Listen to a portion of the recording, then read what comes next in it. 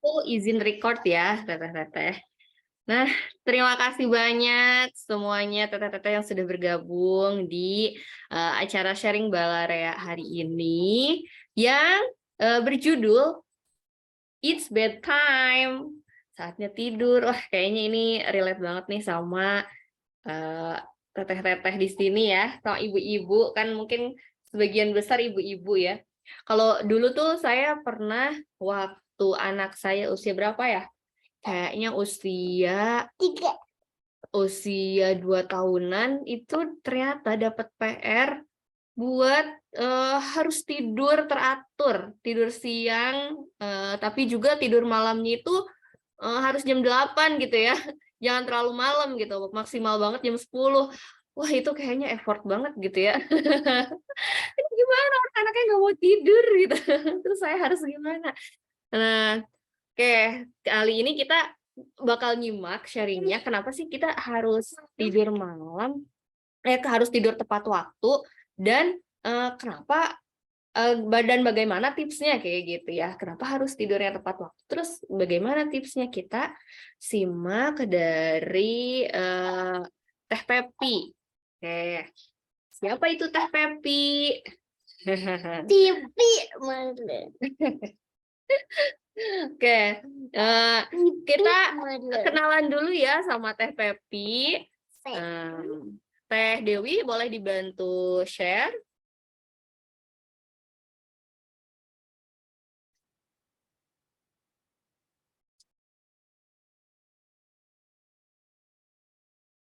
Oke, sebentar. Sama aja. Nah, kita kenalan. Oh iya, aku juga belum kenalan ya. Ya, sebenarnya perkenalkan dulu, aku Dedeh, Teh Dedeh, biasa dipanggil Teh Dedeh, pengurus dari Red Lot Bandung. Nah, kemudian yang akan berbagi di hari ini, di siang hari ini adalah Teh Pepi. Teh Pepi itu adalah member dari Balarea, atau Balarea itu adalah Balad Red Lot Bandung. Nah, nama lengkapnya Pepi Febriandini, SPD, alumni Pendidikan Bahasa Inggris UPI. Siapa nih yang orang UPI? Kayaknya banyak deh di sini. Termasuk saya ya. Kemudian alumni Academy Trainer, co-founder Rumah Hujan Institute, Certified Read Aloud Trainer, pengurus Forum Lingkar Pena Cabang Kota Bandung, penulis 3 buku antologi. Wah, Masya Allah ya ternyata Teh Pepi nulis buku juga. Kemudian fasilitator komunitas pemberdayaan perempuan dan fasilitator program sekolah penggerak dari Kemdikbudristek. Dan tentunya ini kayaknya profesi sepanjang masa kayaknya ya. Profesi tertinggi itu cikgu di keluarga pengeja semesta. Oke, langsung saya undang aja Teh Pepi, profesi utama katanya. Iya, Teh Pepi silakan masuk. Baik, terima kasih. Sebelumnya saya cek-cek sound dulu ya. Suara saya terdengar jelas, Teh Dedeh, teman-teman Iya, semuanya. terdengar Teh Sip, Pepi. alhamdulillah ya. Jelas. Nanti kalau misalkan ternyata ada putus-putus atau apa, mohon diinfokan, jadi bisa langsung di handling. Soalnya ini lagi hujan, kebetulan di rumah ini, bukan di rumah ya hujannya, di luar rumah. Aman ya Di luar rumah hujan, ya aman di rumah ya. Di dalam aman, di luar tuh lagi hujan lumayan dan ada gugur-guguran. Jadi biasanya suka ini ngaruh ke sinyalnya. Oke, baik teman-teman, ini saya sambil share. Oke, Teh Pepi silahkan ya. Sudah terlihat teman-teman slide yang saya share? Sip ya? Oke, baik. Jadi bismillahirrahmanirrahim. Assalamualaikum warahmatullahi wabarakatuh. Selamat siang yang syahdu kalau di sini ya teman-teman semuanya. Karena berhubung hujan gitu dan terlihat tadi ada beberapa teman yang say hi sambil katanya mepende anak-anak ya udah masuk waktu tidur siang ini ya. Relate banget ini. Di jam tidur siang kita ngobrolin tentang tidur, tapi tidurnya tidur malam nih ya. Oke, jadi teman-teman kita akan sharing ini, diskusi bareng, ngobrol bareng. Ini formatnya kita santai ya Teh Dedeh ya, bukan apa ya, metode ceramah atau apapun itulah ya, gitu. Kita ngobrol bareng, apa namanya, yang disampaikan dari saya juga silahkan banget teman-teman tambahkan. Nanti teman-teman juga saya undang, saya persilakan juga untuk sharing gitu ya, pengalaman teman-teman seperti apa. Nanti kalau misalkan ada pertanyaan, nanti ada kita bahas di sesi diskusi nanti gitu. Ini sedikit aja sebagai pembuka ya gitu, pembuka diskusi kita siang ini. Jadi ada sedikit dari saya hasil pengemasan begitu ya tentang bedtime ini, hasil ngulik, hasil uji coba, hasil apa yang saya dan suami saya alami terkait jam tidur anak-anak, khususnya di waktu malam ini gitu ya. Nah, di sini kita beri judul, yuk ajak anak tidur tepat waktu. Jadi emangnya kenapa sih gitu ya? Kenapa anak-anak itu kalau malam tidurnya harus tepat waktu atau harus disegerakan gitu? Emang kenapa kalau misalnya kenapa nggak kasih waktu gitu? Ya udahlah, bukan buang energi ya, salurkan dulu energinya gitu ya sebelum tidur atau gimana gitu. Nah, kita coba obrolkan ini bareng-bareng, tapi sebelumnya udah ya sama Teh Dede tadi. Nah, sebelumnya saya mau konfirmasi dulu nih, jangan-jangan ini apakah ini menjadi masalah bersama atau hanya saya saja nih gitu ya. Ini sedikit mengemas pertanyaannya biar kayak judul-judul di artikel detik.com gitu ya. Jadi si kecil sulit tidur di malam hari, orang tua harus apa? Emangnya gimana gitu? Kenapa sih gitu? Si kecil itu sulit tidur di malam hari. Apakah teman-teman mengalaminya, masih mengalaminya, sudah pernah mengalaminya dan sekarang bagaimana? Boleh, silakan teman-teman sambil Oke, silakan teman-teman sambil tuliskan di kolom chat ya, di kolom chat ya, bukan komentar ya. Kadang kumat kalau Teh Dede gitu ya. Jadi ada kalanya anaknya mau diajak untuk segera tidur, ada kalanya malam banget, mungkin ya seperti itu. Nah, kalau teman-teman yang lain gimana nih? Apakah sudah aman bisa terkondisikan gitu ya di malam hari atau masih muter kayak kolecer istilahnya ya gitu. Nah, seperti apa nih? Silahkan teman-teman sambil sharing ya, sambil ceritakan juga pengalamannya seperti apa nih kalau malam-malam sama anak gitu. Aduh, oke. Wah, ini mom to be ya, regalnya sama Ucing. Tapi katanya sih ini Teh, makhluk hidup itu kan ngerti juga ya sebenarnya apa yang disampaikan, tapi walau alam. Jadi Masya Allah ya nih Teh Diana regalnya sama kucing gitu. Jadi mengondisikan si kucingnya biar cepat tidur biar kita nggak keganggu gimana. Oke, jadi ini insya Allah jadi bukan masalah ya, tantangan bersama gitu ya. Jadi ada yang pernah mengalaminya atau bahkan mungkin pada saat ini masih struggling mungkin atau mungkin sedang mencari-cari cara baru. Oh ini ya, gimana sih biar bervariasi gitu ya, sebelum tidurnya itu ngapain dulu gitu. Apakah perlu olahraga dulu barangkali gitu atau gimana, atau justru jangan gitu kebalikannya. Oke. Ya, boleh sambil sharing ya teman-teman ya, diketikkan di kolom chat gimana sih pengalaman teman-teman di rumah terkait tidur malam ini, tidur khususnya anak-anaknya. Kalau misalkan belum punya anak, boleh juga sharing keponakannya gitu ya, atau siapa anak-anak yang memang sering berinteraksi dengan teman-teman. Nah, sekarang ke pertanyaan selanjutnya. Jadi apa sih yang bikin anak-anak susah tidur? Ini saya coba ajak teman-teman untuk menggali kembali nih untuk merefleksikan mungkin ya. Kira-kira apa sih yang biasanya kalau anak-anak kurang tidur pada malam hari itu, siangnya memang anaknya tuh ngapain gitu? Apakah merekanya seharian hanya di kegiatannya kurang gerak, misalkan apakah itu ngaruh ke anak-anaknya? Atau tapi saya mah mau anaknya aktif segala macam di pagi siang hari tetap aja gitu ya, malamnya tuh tetap susah tidur gitu. Atau misalkan kalau anaknya lagi susah makan misalkan, kita refleksi lagi ya, kita coba gali lagi, ingat-ingat lagi kalau misalnya anak-anak kita susah makan apakah ngaruh nggak ke pola tidurnya juga. Biasanya Teh Pepi kalau misalkan anak saya segut ya makan, itu tuh ngaruh, tidur tuh jadi lebih enak, misalkan anak-anaknya itu nggak larut atau segala macam. Silahkan, ini juga silahkan teman-teman sharing juga di kolom chat ya. Oke, kalau tidurnya di sore hari itu nanti bikin susah tidur lagi nanti kalau malam. Kemarin tuh kalau nggak salah siapa ya di WhatsApp grup Balarea, ada yang katanya tidur sebelum maghrib tapi bablas gitu ya, bangun-bangun pagi minta makan karena lapar, itu siapa ya, siapa saya lupa. Ada yang kayak gitu, tapi lagi-lagi setiap anak kan unik ya, ada yang misalkan tidurnya sore hari bisa bablas gitu ya sampai pagi hari gitu. Ada yang tidur sore hari mau maghrib misalkan, tapi kemudian malah bangun di tengah malam atau jam 11 bangun gitu. Nah, di sini ada yang siangnya tuh siang tidurnya kelamaan. Nah, ini kalau misalkan lewat 2 jam gitu, misalkan dari jam 1 sampai jam 5, biasanya agak susah ya tidurnya ya. Ini relate juga sama anak-anak saya seperti itu.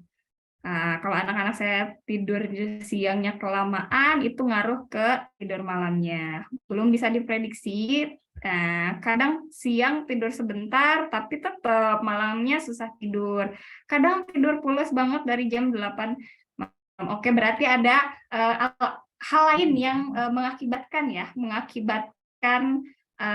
kenapa si anaknya itu susah tidur. Berarti selain tidur siangnya, apakah tadi ya pola makannya gitu. Kalau anak saya, kalau lagi susah makan gitu ya, kalau lagi susah makan itu biasanya ngaruh juga ke tidurnya tuh jadi agak susah dan kurang nyenyak gitu, suka bangun-bangun kalau lagi susah makan gitu. Adalah kebanyakan gula. Nah, iya ya, kebanyakan permen, coklat, kue-kuean, apalagi yang kuenya itu pabrikan. Aduh, ini ngaruh banget. Jadi anaknya tuh lebih ini kan, jadi lebih aktif karena energinya juga jadi lebih banyak. Oke, masih bingung pola makan Ya, atau pola beraktivitasnya?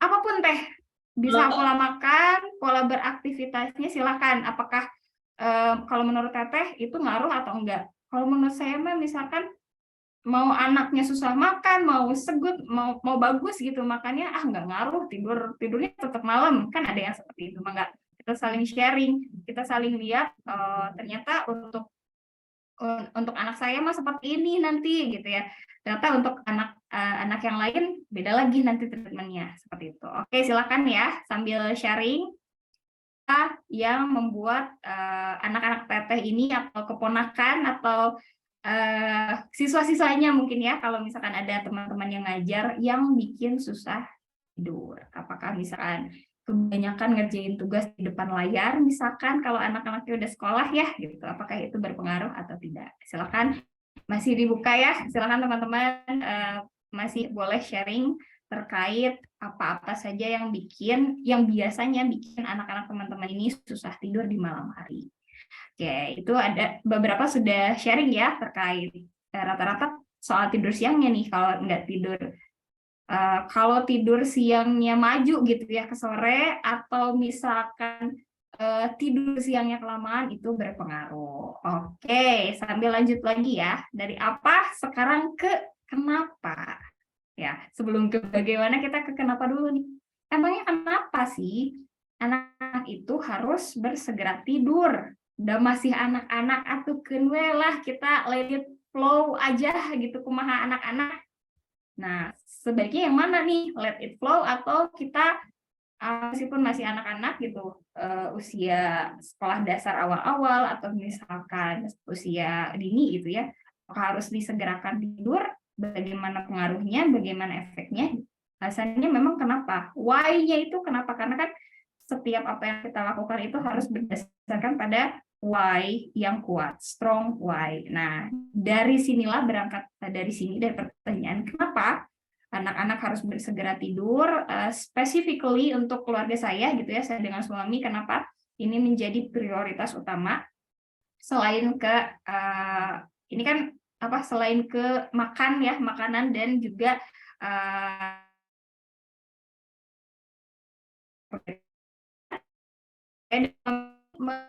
merumuskannya menjadi 3 hal.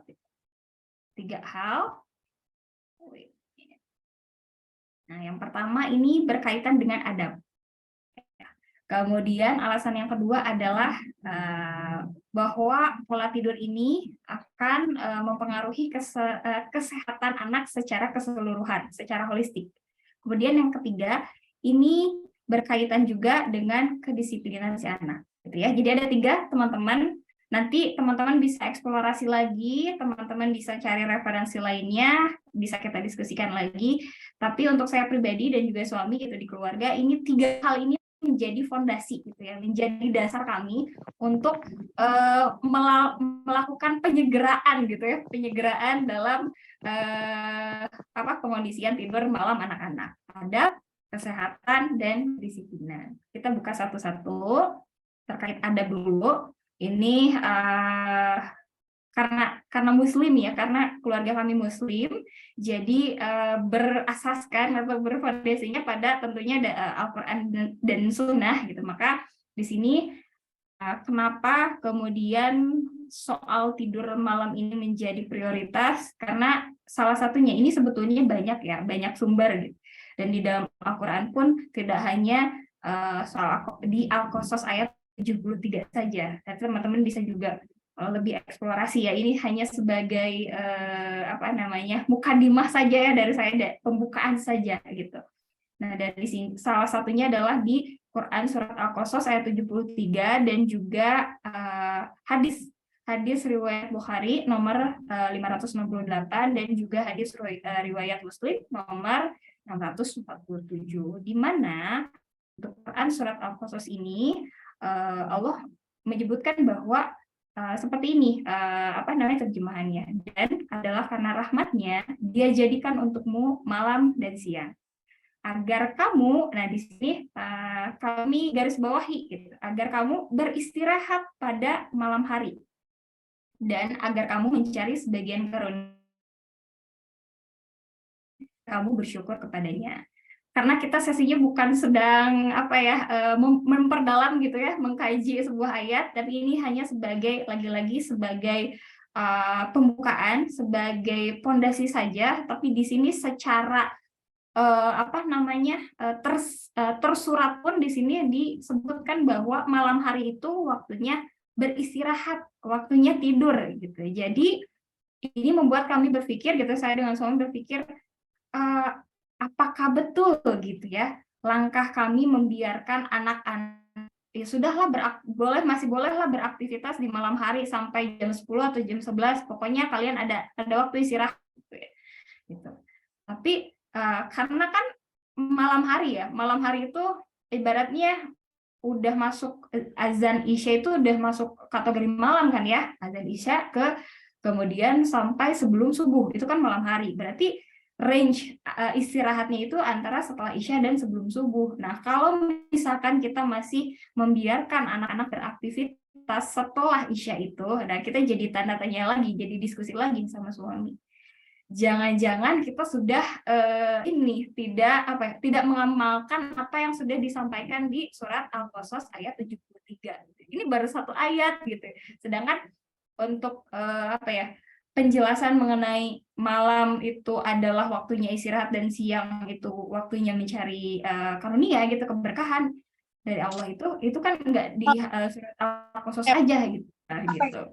Nah, itu di Al-Quran. Kemudian dilengkapi lagi, diperjelas lagi di hadis gitu ya, diriwayatkan oleh Bukhari dan Muslim. Ini redaksi kalimatnya kurang lebih sama, ada perbedaan sedikit di salah satu atau 2 kata gitu ya. Saya lagi, nanti teman-teman bisa ini lagi ya, konfirmasi lagi. Tapi yang jelas ini redaksinya sama, muat ini gitu. Diriwayatkan oleh Abu Barzah radhiyallahu anhu bahwasanya Rasulullah Shallallahu alaihi wasallam, nah ini digarisbawahi, kata yang digunakan itu adalah membenci, bukan tidak suka lagi levelnya, tapi membenci. Karena kalau membenci itu berarti lebih dari tidak suka ya. Membenci tidur malam sebelum sholat Isya dan berbincang-bincang yang tidak bermanfaat setelahnya. Jangankan kita beraktivitas lain ya, berbincang-bincang, ngobrol saja yang tidak ada manfaatnya, setelah sholat Isya itu Rasulullah membenci gitu kan ya. Nah, tapi kalau anak-anak itu kan bergerak ya, bergerak saat aktivitas terkait motorik kasarnya, itu kan bermanfaat buat perkembangannya gitu, perkembangan fisik, psikomotorik dan lain sebagainya. Tapi kemudian kita perlu kaji lagi, memangnya nggak ada waktu lain gitu ya selain malam hari.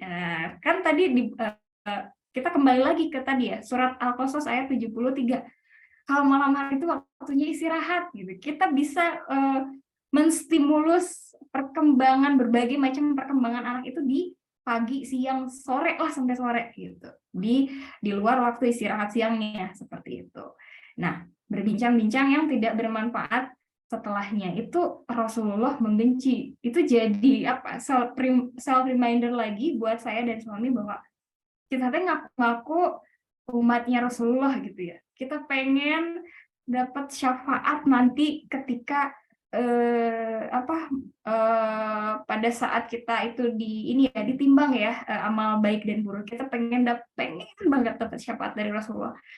Tapi untuk urusan dalam tanda kutip ya, sesepele tidur aja kok kita nggak mau ngikutin apa yang disuruh sama Rasulullah, nggak mau menghindari apa yang dilarang sama Rasulullah gitu. Apa yang dibenci oleh Rasulullah itu kita jauhi, kok susah gitu. Jadi ini lagi, jadi reminder lagi gitu ya, khususnya untuk saya sama suami gitu.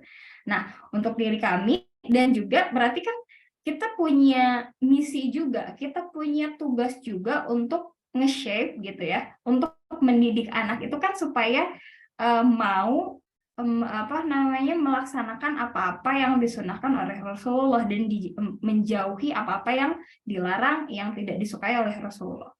Nah, itu tidak akan terjadi kalau nggak kita lakukan dari pas anak-anak kita ya masih usianya anak-anak gitu. Jadi makanya soal tidur tepat waktu, soal menyegerakan tidur ini menjadi urgensi yang cukup tinggi ya untuk khususnya untuk keluarga kami gitu. Karena terkait adab bahwa tidur itu adabnya adalah disegerakan, tidak menunda-nunda, tidak begadang. Makanya ada Bang Haji itu bikin lagu soal begadang tuh bener juga, ada dasarnya gitu ya, ada fondasinya. Salah satunya dari tadi ya, dari surat Al-Qasas ayat 73 dan hadis ini gitu, bahwa menunda-nunda tidur atau istirahat malam itu adalah pekerjaan yang dibenci oleh Rasulullah. Gitu. Makanya aduh kalau misalkan jadi awal-awal dulu anak kami yang pertama ya, si sulung itu sama juga teman-teman gitu. Jadi ada kalanya jam 10 gitu masih on gitu.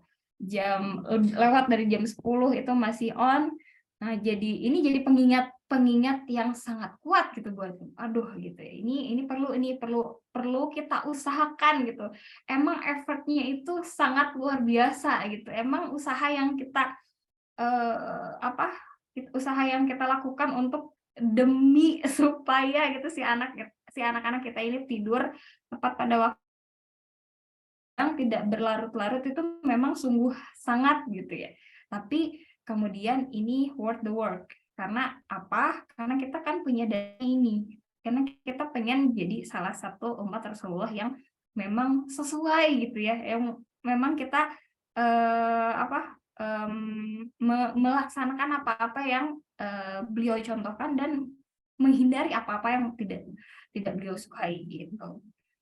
Nah, itu terkait adabnya, dan itu saya rasa ya kalau kita udah ngomongin adab gitu ya, sebagai suatu fondasi kita melakukan sesuatu, rasa-rasanya alasan-alasan lain tuh menjadi bukan kurang bermakna ya, menjadi tidak terlalu penting gitu. Karena udah nyinggung adab nih gitu, sudah digamblangkan di Quran dan di hadis gitu.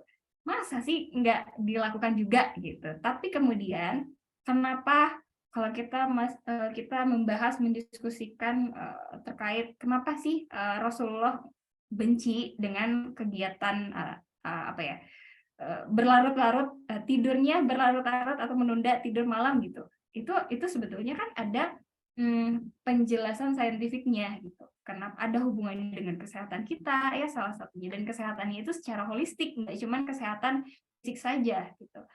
Nah, di sini ini kesehatan ini itu ini hanya berapa? 5 poin ini hanya beberapa saja. Ini sebetulnya bisa diulik lagi kalau teman-teman masih penasaran ini apa hubungannya sih pola tidurnya itu hubungannya dengan kesehatan. Teman-teman silahkan cari referensi, kan banyak sekali sekarang ya gitu. Ini hanya 5 yang saya ambil, hanya 5 saja yang bisa jadi pemantik gitu ya, supaya kita semangat lagi untuk mengondisikan anak-anak tidur bersegera gitu.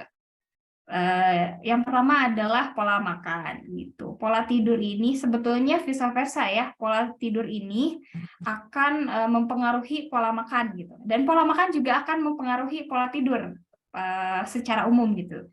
Nah, kalau misalkan tidurnya itu tidak berkualitas, kurang berkualitas dan kurang gitu ya, kurang dari kebutuhan, itu akan mempengaruhi pola makan. Ada yang jatuhnya nanti ini ke dia kalau berat badan ya, kita ngomongin berat badan, nanti ada yang kurus gitu ya, tidak sesuai dengan yang tidak sesuai dengan tinggi badannya, tidak sesuai nutrisi yang masuk juga tidak sesuai gitu ya. Ada yang obesitas karena mungkin pada saat malam-malam itu selain bergerak beraktivitas ya makan juga gitu, ngemil juga seperti itu. Kemudian terkait kadar gula darah juga berpengaruh gitu ya bagi orang-orang, juga anak-anak gitu ya. Anak-anak tidurnya larut, sering larut, dan juga kurang, ada yang misalkan anak-anak yang sudah sekolah tidurnya larut, tapi karena harus sekolah kan berarti subuh misalkan harus bangun, itu kan berarti terganggu ya pola tidurnya, itu akan menaikkan kadar gula darah, itu kan berbahaya, nanti bisa leadingnya itu kan ke penyakit darah diabetes dan juga ngaruh ke ginjal. Sistem pokoknya the whole sistem yang internal di tubuh kita itu akan terganggu.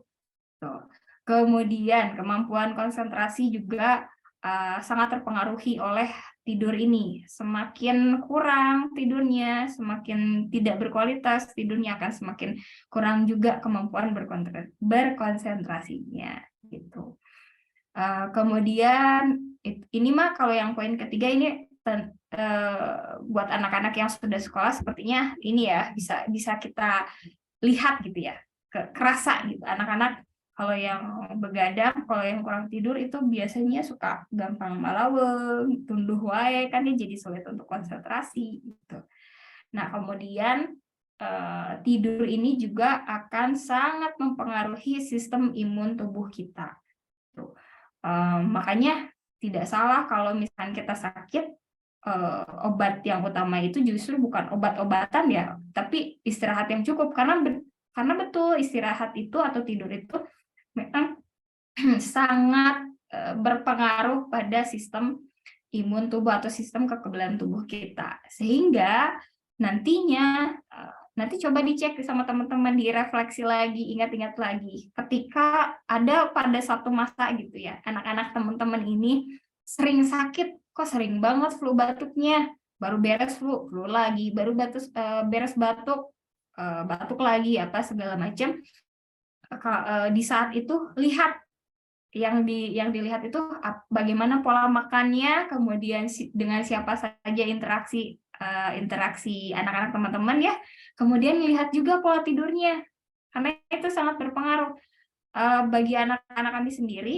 Ini kalau misalkan tidurnya lagi kurang benar ya, kurang bagus gitu ya, kurang teratur, nah itu gampang banget flu-nya gitu, gampang banget batuknya, gampang. Kalau anak-anak saya alhamdulillah jadi sakitnya itu tidak jauh dari flu batuk gitu.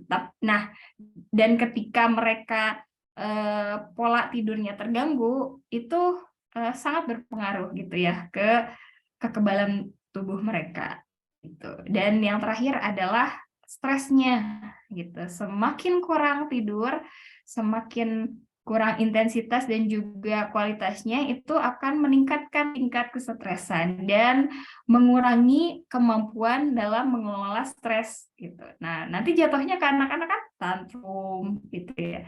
Terus dari stres ini juga anak-anak ini berhubungan dengan kemampuan berkonsentrasinya gitu ya. Dan yang menarik lagi kan ketika anak-anak stres itu kan ini ngaruh juga ke kita gitu. Kitanya udah stres gitu karena kurang tidur juga, anaknya stres, kita stres juga ngadepin anak-anak stres. Pokoknya ini aja suasana jadi stressful aja gitu. Nah, ini jadi pemantik juga, trigger juga buat saya dan suami untuk menguatkan gitu bahwa ini satu misi gitu ya, satu tugas gitu. Nggak boleh kasih kendor soal tidur tepat waktu ini, karena tadi ya selain adabnya juga ini kesehatannya ini sangat sangat berpengaruh sekali, kesehatan secara holistik. Nah, selain kesehatan anak-anak kan berarti kesehatan kita juga, karena mereka tidurnya larut, kitanya juga kebawa tidur larut gitu. Ini jadi persoalan tidur anak-anak itu menyangkut kita juga kan ya teman, seperti itu. Nah, yang ketiga itu adalah soal kedisiplinan gitu. Kenapa kemudian kita harus mengondisikan anak-anak untuk segera tidur, gitu ya, tidak berlarut-larut. Jadi supaya mereka disiplin, supaya mereka belajar menghargai waktu. Bahwa ini malam hari adalah waktunya tidur, seperti yang sudah disampaikan oleh Allah di surat Al-Qasas ayat 73. Salah satunya, itu masih banyak lagi sebetulnya. Dan juga mereka belajar untuk mematuhi kesepakatan. Karena nanti kita akan buat kesepakatan nih bersama suami dan juga anak-anak kita. Jadi setidaknya ada dua hal yang membantu mereka untuk belajar disiplin. Mereka belajar menghargai waktu. Bahwa malam hari itu adalah waktunya istirahat, sehingga nanti bisa tentukan ya di keluarga masing-masing mau jam berapa nih sudah mulai pengondisian tidur, entah itu jam 8 atau misalkan jam 8.30 gitu. Sudah kondisi tidur, sudah pengondisian. Mereka sudah mulai menghargai, mereka aware gitu. Oke, malam hari waktunya tidur, bukan waktunya aku main Lego lagi, bukan waktunya aku nonton, bukan waktunya aku lompat-lompat main bola dan lain sebagainya. Jadi mereka aware sama waktu, bahwa malam waktunya istirahat, pagi, siang sampai sore itu kamu boleh olahraga, main gitu, menggambar dan lain sebagainya, belajar. Kemudian mereka juga belajar untuk mematuhi kesepakatan. Itu why-nya ya, teman-teman. Nanti silahkan kalau misalkan teman-teman menemukan why-nya teman-teman di keluarga masing-masing, silahkan nanti boleh disampaikan saat sesi diskusi. Nanti ditambahkan gitu ya. Oke.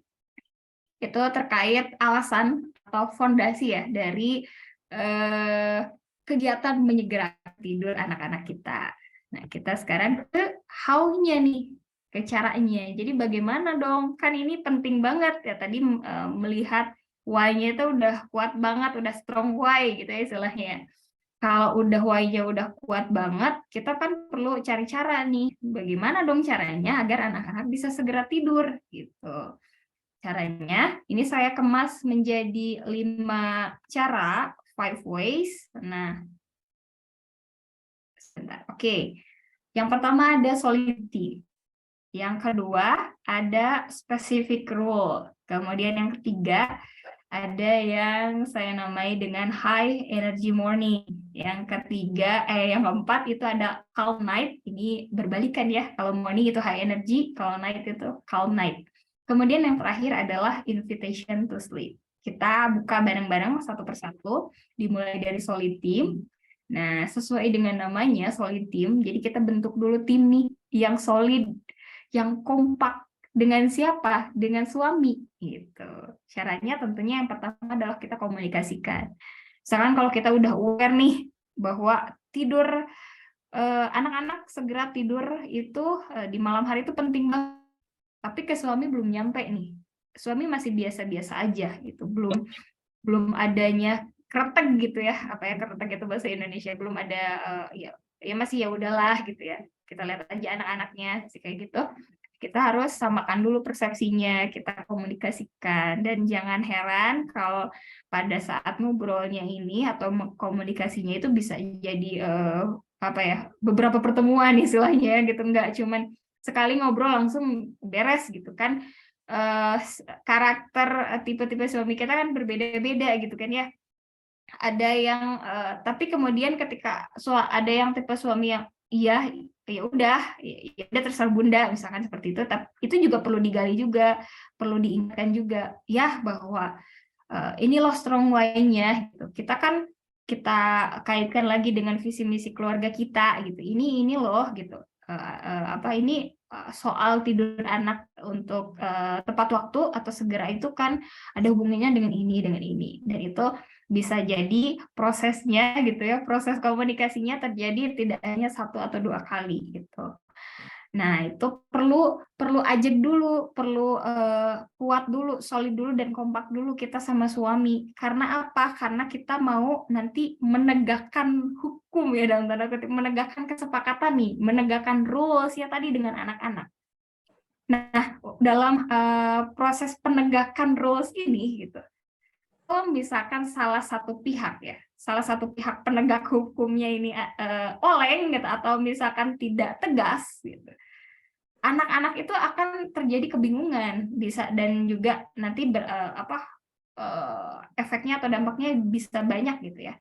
Mereka melihat kok bunda tegas tapi ayah kok biasa-biasa aja gitu. Ayo nanti banyak ya, nanti bisa dampaknya tidak bisa ke kedisiplinannya, trust-nya anak-anak juga, gitu. Makanya harus dikuatkan dulu bersama pasangan.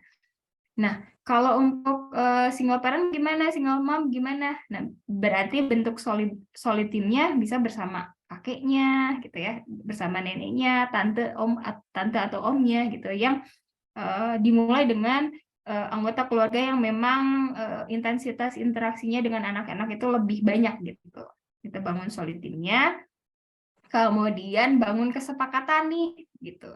Nanti kayak gini misalkan teman-teman, nanti misalkan yang mau bacakan buku sebelum anak-anak tidur siapa nih gitu kan, ini idealnya kan gantian gitu ya, shifting. Nanti kalau ayah capek berarti bunda gitu. Kalau misalkan ayah pulang dari kantor larut, misalkan kecapean, pengen langsung istirahat, berarti bunda yang bacain bukunya. Ada kalanya misalkan bundanya kecapean, berarti ayahnya harus siap siaga. Nah, kalau misalkan kedua-duanya kecapean, nanti kayak gimana? Itu perlu ada kesepakatan nih sama suami, sama pasangan, sama anggota keluarga lainnya. Mau akan seperti apa nanti gitu.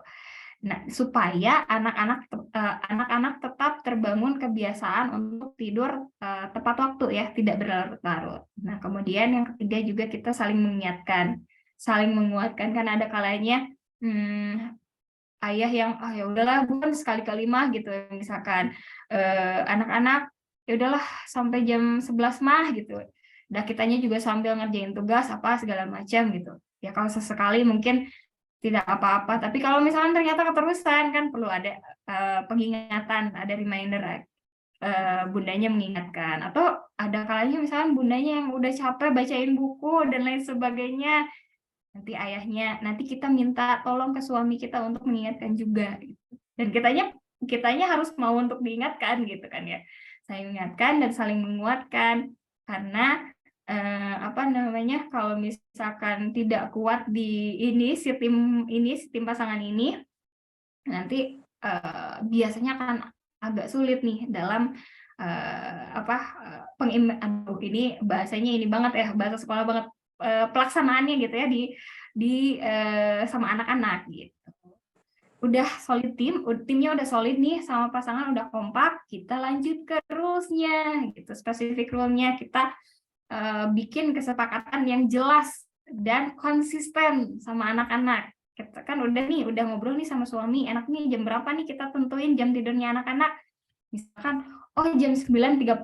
Jam 9.30 tuh misalkan ideal tidur. Oh, berarti kita kondisikan jam berapa nih? Jam 9 atau jam setengah 9 kita udah kondisiin anak-anak untuk tidur gitu. Karena kan nggak bisa langsung anak-anak tidur, kemudian anak-anak tidur gitu kan, nggak seperti itu. Kita aja yang dewasa kadang sulit kan ya untuk langsung tidur, apalagi anak-anak gitu. Nah, jadi kita buat kesepakatan sama anak-anak yang spesifik itu jam berapa gitu. Kemudian konsisten juga, jangan sampai ya udahlah sekarang mah Misalkan awalnya jam 9, ya udahlah sekarang jam 10 gitu.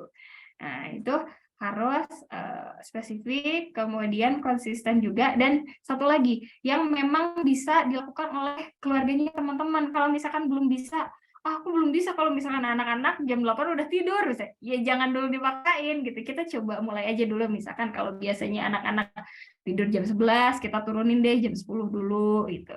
Udah sukses berhasil, setahun kemudian kita ajak sedikit-sedikit, ajak anak-anak untuk lebih early lagi tidurnya kayak gitu ya. Jadi kesepakatannya spesifik, yang konsisten, dan juga yang memang mampu dilaksanakan oleh ayah, bunda, atau anggota keluarga lain ya yang tinggal di rumah teman-teman dan juga anak-anaknya gitu. Jadi jangan bikin kita mau melaksanakan rules yang kita bikin tapi malah overwhelming sendiri. Nah, jangan sampai seperti itu. Dan sama-sama ketika sudah ditetapkan ya rules-nya, kesepakatannya, kita sama-sama nih sama pasangan kita, sama suami, tegas gitu. Kalau misalkan apa namanya? Bentar. Oke, kalau misalkan kita sudah bikin kesepakatan ya, udah secara spesifik, terus anak-anak juga udah di-sounding juga, kita tegas gitu dalam pelaksanaan. Ayo, ini udah misalkan kita nentuin jam 9.30 nih anak-anak tidur gitu. Paling maksimal anak-anak tidur 9.30. Berarti misalkan kita pengondisiannya mau jam 9.30, 8.30, setengah 9 ya. Berarti kita udah di jam 8 lebih tuh udah woro-woro gitu. Ayo kita tidur, udah kondisiin gitu. Kalau misalkan ternyata jam 9 kurang 5 menit atau 10 menit anak-anak masih ada yang gambar, masih ada yang sibuk sama legonya. Nah, berarti apa yang perlu kita lakukan gitu ya ke anak-anak. Tentunya suami juga tahu gitu. Ini sudah didiskusikan bersama suami supaya tegasnya itu kompak gitu. Nggak beda kok. Nanti kan anak-anak bingung kok sama bunda mah gini, sama ayah gini gitu. Jadi perlu kompak gitu dalam menegakkan dan menegasi si aturan main tidur ini gitu. Next. Poin yang ketiga adalah high energy morning. Sesuai dengan namanya, sebetulnya bukan morning aja ya, siang sampai setidaknya sore lah ya gitu. Itu high energy. Sehingga kita maksimalkan aktivitas yang membutuhkan banyak energi itu ya, kebanyakan yang seperti motorik kasar ya, olahraga, lompat-lompat gitu, yang ada lompat-lompatnya gitu. Kemudian lari-lari, jalan pagi dan sebagainya itu di pagi dan di siang sebelum waktunya istirahat siang gitu. Jadi energi kan rilisnya tuh di sana di pagi sama siang gitu. Jadi mereka tidak kekurangan penyaluran energi sehingga pada malam tuh udah bisa dikondisikan tenang gitu. Atau masih beraktivitas tapi aktivitasnya lebih quiet lah ya, lebih tidak abrag-abragan gitu ya, lompat-lompat dan sebagainya. Masih mungkin ada motorik halus seperti main Lego atau gambar lah, masih bisa dikondisikan gitu ya untuk di malam hari sebelum tidur gitu. Nah, kemudian setelah itu ajak juga anak-anak membantu pekerjaan rumah, kan lumayan ya itu penyaluran energi juga gitu, dan tentunya disesuaikan dengan usia anaknya teman-teman gitu.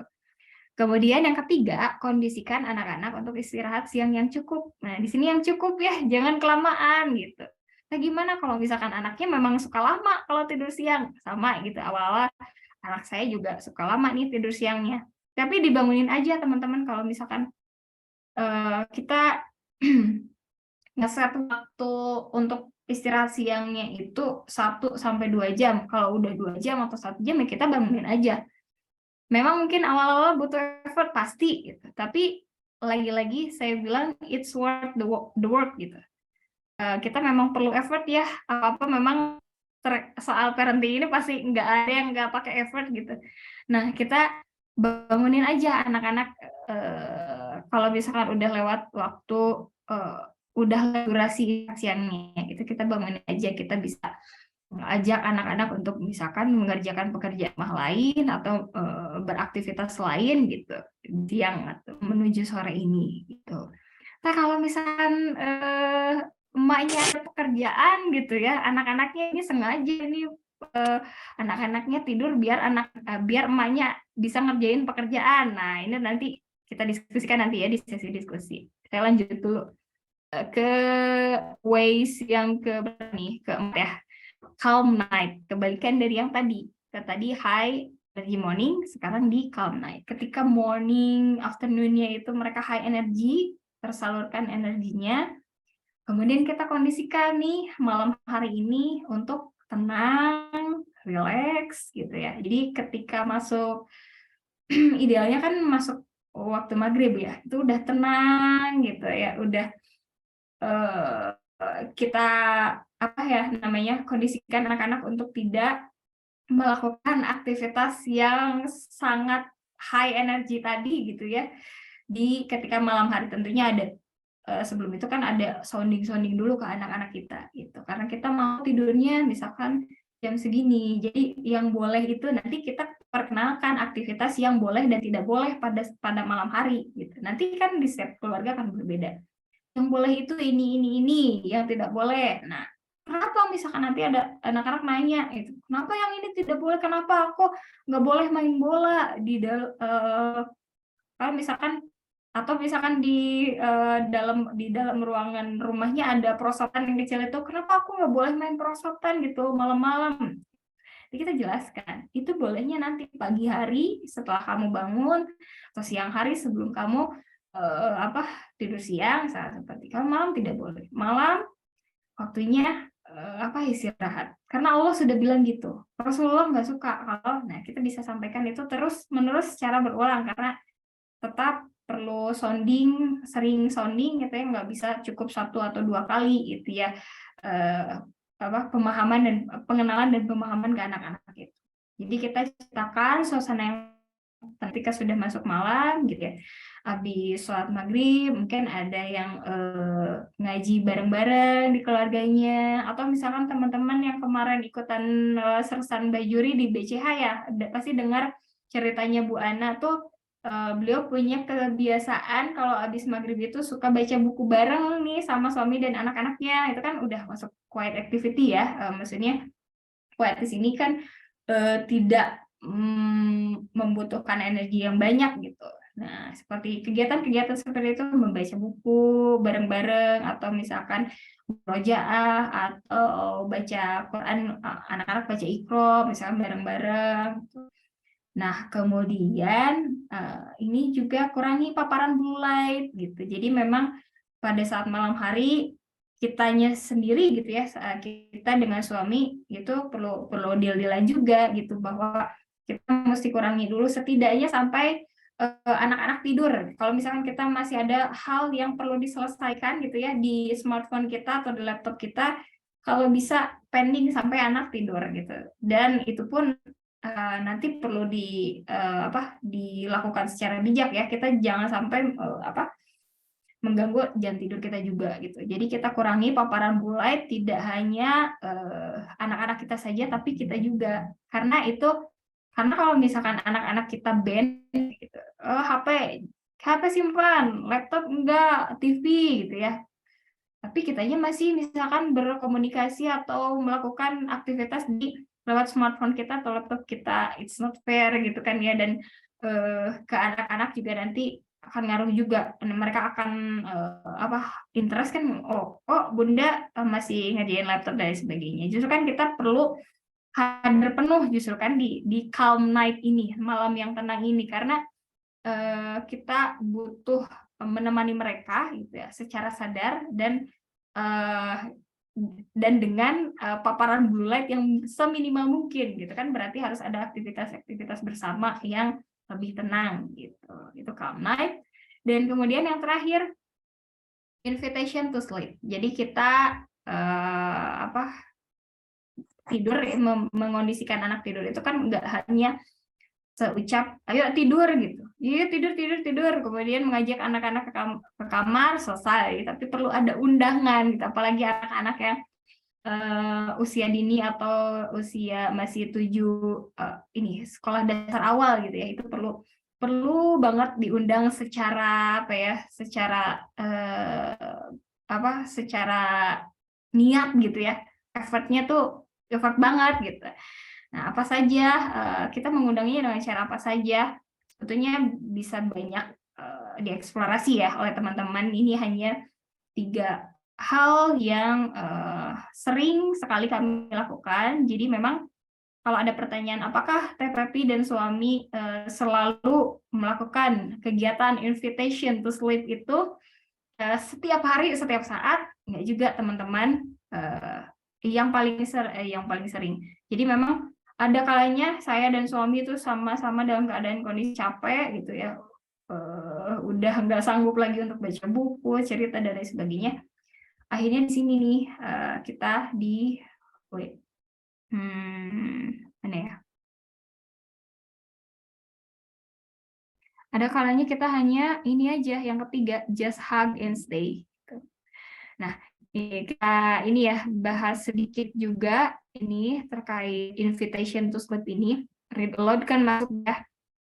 Kita sebagai teman-teman pegiat read aloud pasti udah hatam lah ya soal read aloud ini. Jadi membacakan buku ini jadi andalan banget ya untuk kita. Sudah mah itu memang termasuk quiet activity ya, tidak membutuhkan banyak energi gitu. Itu apa namanya, mendukung juga kondisi tenang, rileks di malam hari itu untuk memudahkan untuk tidur gitu. Read aloud, kemudian membacakan buku.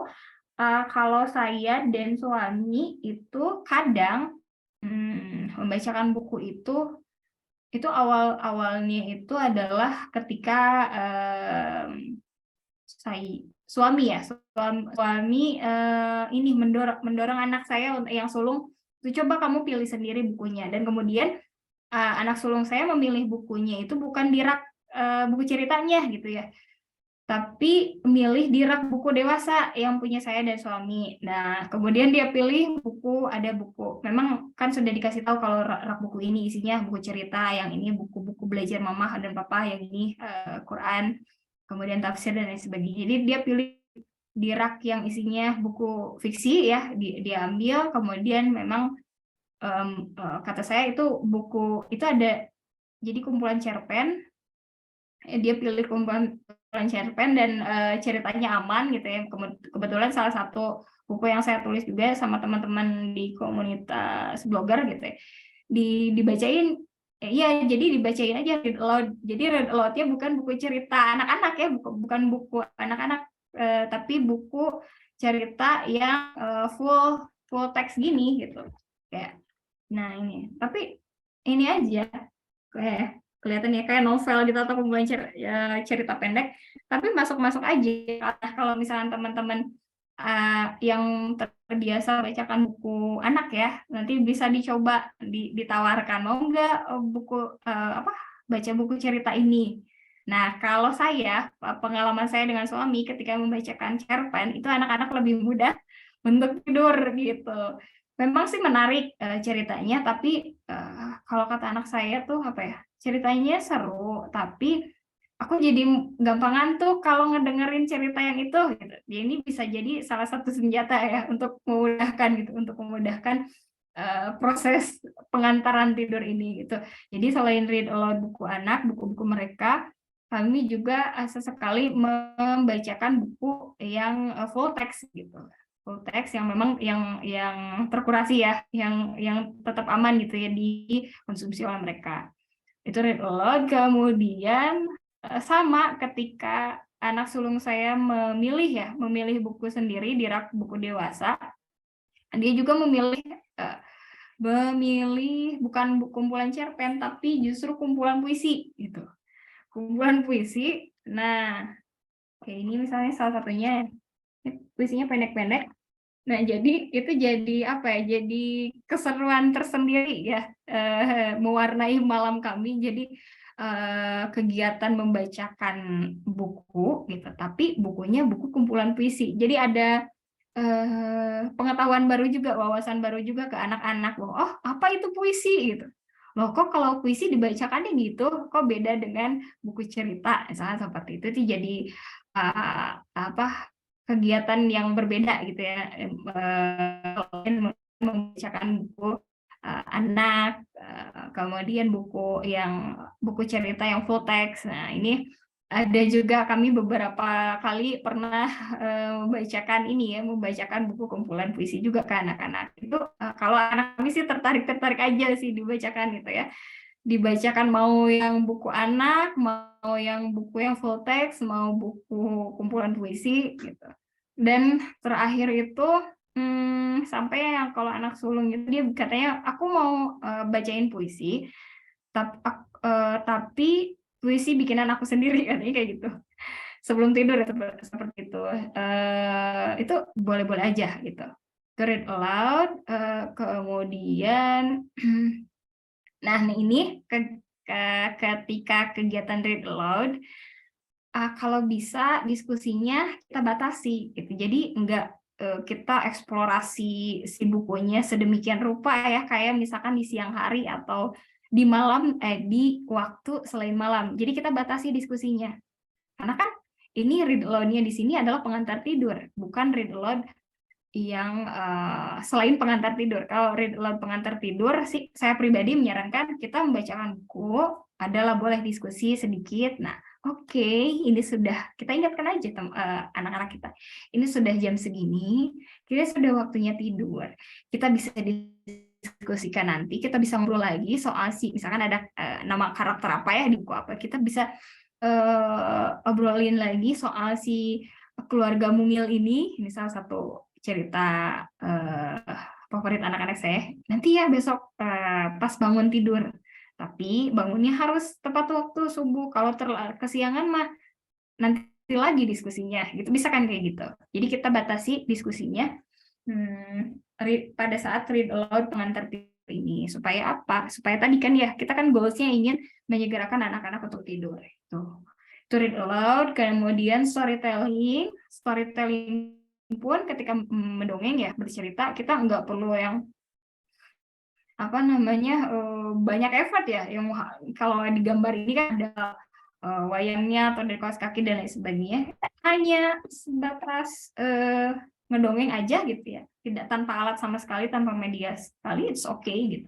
Karena kan tujuan kita mengundang anak sederhana mungkin kegiatannya gitu ya ketika mengundang tidur ini, dan supaya mereka bisa segera tidur gitu. Mendongeng, bercerita. Nah, kalau di saya di keluarga pengeja semesta ini kita punya ada, kalau dibilang agenda rutin sih enggak, tapi sebagai variasi gitu ya, sebagai variasi dari read aloud. Kadang misalkan anak-anak lagi nggak mau dibacain buku, tapi pengennya ngedongeng, bercerita. Nah, itu biasanya formatnya tuh gini kalau kami. Dongengnya itu bergiliran gitu. Jadi kayak ada challenge gitu. Bergiliran, siapa dulu nih gitu. Itu yang menentukan kadang anak saya, kadang kami gitu ya, saya dengan suami. Kita bergiliran bercerita atau mendongeng. Itu murni imajinasi kita sendiri gitu. Bukan yang dari buku atau bukan, kadang sih kalau kami ya, kalau saya dengan suami kadang ngedongengin cerita rakyat, kadang kan gitu. Gitu. Kita punya misalnya agak-agak curang juga ya, saya sama suami gitu punya contekan. Sementara anak-anak itu benar-benar full imajinasi mereka. Jadi bergiliran dengan kita udah kesepakatan ceritanya nggak boleh terlalu panjang gitu, sedikit yang pendek-pendek aja dongengnya. Gitu. Jadi misalkan ada anak saya dulu yang sulung gitu bercerita gitu pada suatu hari bla bla bla bla bla. Oke, udah tamat. Kita apresiasi, kemudian giliran papa nih gitu. Oke, dan lain sebagainya. Kalau misalkan ternyata waktunya masih lama gitu, dari waktu yang ditentukan seharusnya tidur, misalnya itu masih jam 8, sementara tidurnya itu jam 9, boleh misalkan semua anggota keluarga bercerita gitu, karena kan ceritanya pendek-pendek, dari papa misalkan ke saya, terus ke anak yang kedua, misalkan seperti itu. Atau misalkan kalau udah mepet dan atau si energi kita ayah bundanya udah mau ini banget, nol banget gitu, kita bisa misalkan oke, coba yang mendongeng yang bercerita itu giliran AA sama Dede aja, nanti mama sama papa besok lah insya Allah gitu, atau misalkan pas bangun pagi gitu, bisa kayak gitu kesepakatannya, dilihat lagi aja kok sikon pada saat itu. itu terkait storytelling, atau misalkan kan kalau tidur itu adabnya kan dimatikan lampunya, misalkan sambil dimatikan kita ada dulu dongeng pakai ini wayang bayangan gitu ya, seperti itu. Nah, kemudian apa lagi? Deh, itu untuk yang mendongeng ya, untuk bercerita. Jadi yang sederhana aja, jangan yang kita misalkan, aduh siapin dulu nih dongeng untuk nanti malam buat ngajak anak-anak tidur. Ya yang kebanyakan yang keluarga pengeja semesta lakukan itu ketika saat storytelling ya celetukan-celetukan aja gitu yang apa teringatkan pada saat itu aja gitu. Jadi ini ya tidak terencanakan ceritanya gitu. Itu storytelling.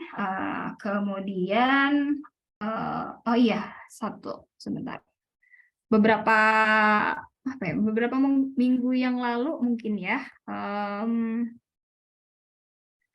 Beberapa minggu yang lalu, jadi itu tuh terinspirasi dari anak-anak sudah waktunya untuk kondisi tidur ya. Sementara saya tuh udah PW banget di tengah rumah lagi ngerjain tugas, lagi ngerjain laporan. Nah, jadilah pada saat itu read aloud-nya itu ini jarak jauh, dalam tanda kutip ya, read aloud-nya jarak jauh. Anak-anak saya di kamar, saya di tengah rumah.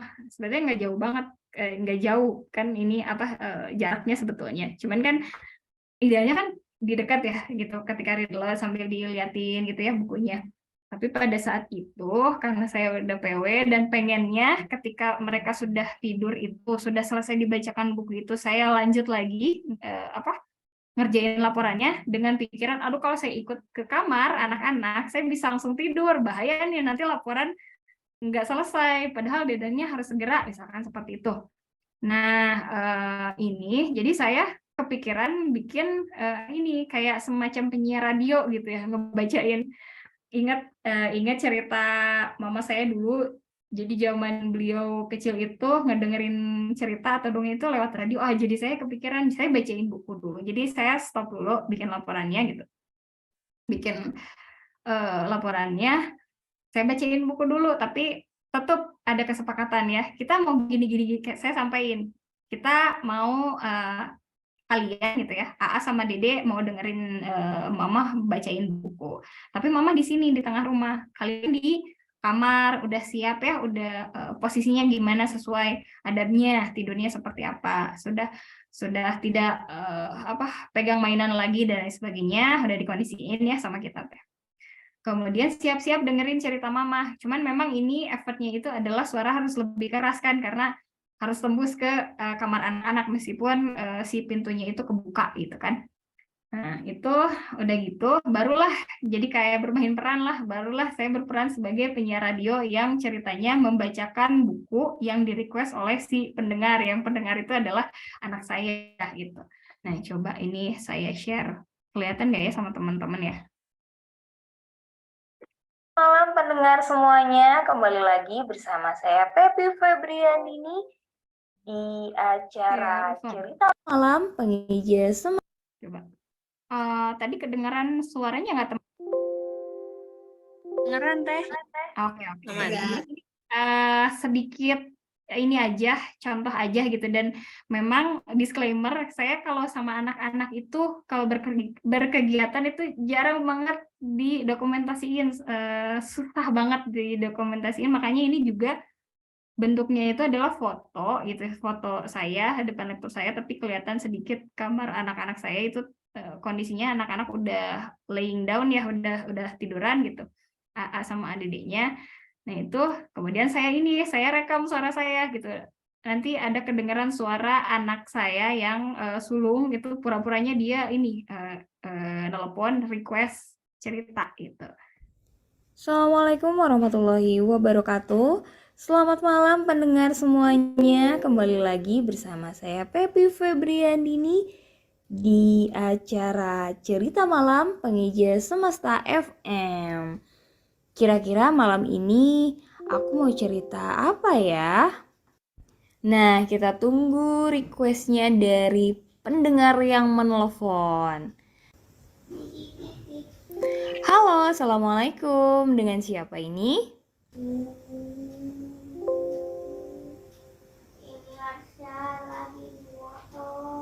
Oh, lagi di motor. Hati-hati ya, Arsyad. Mau request cerita apa nih?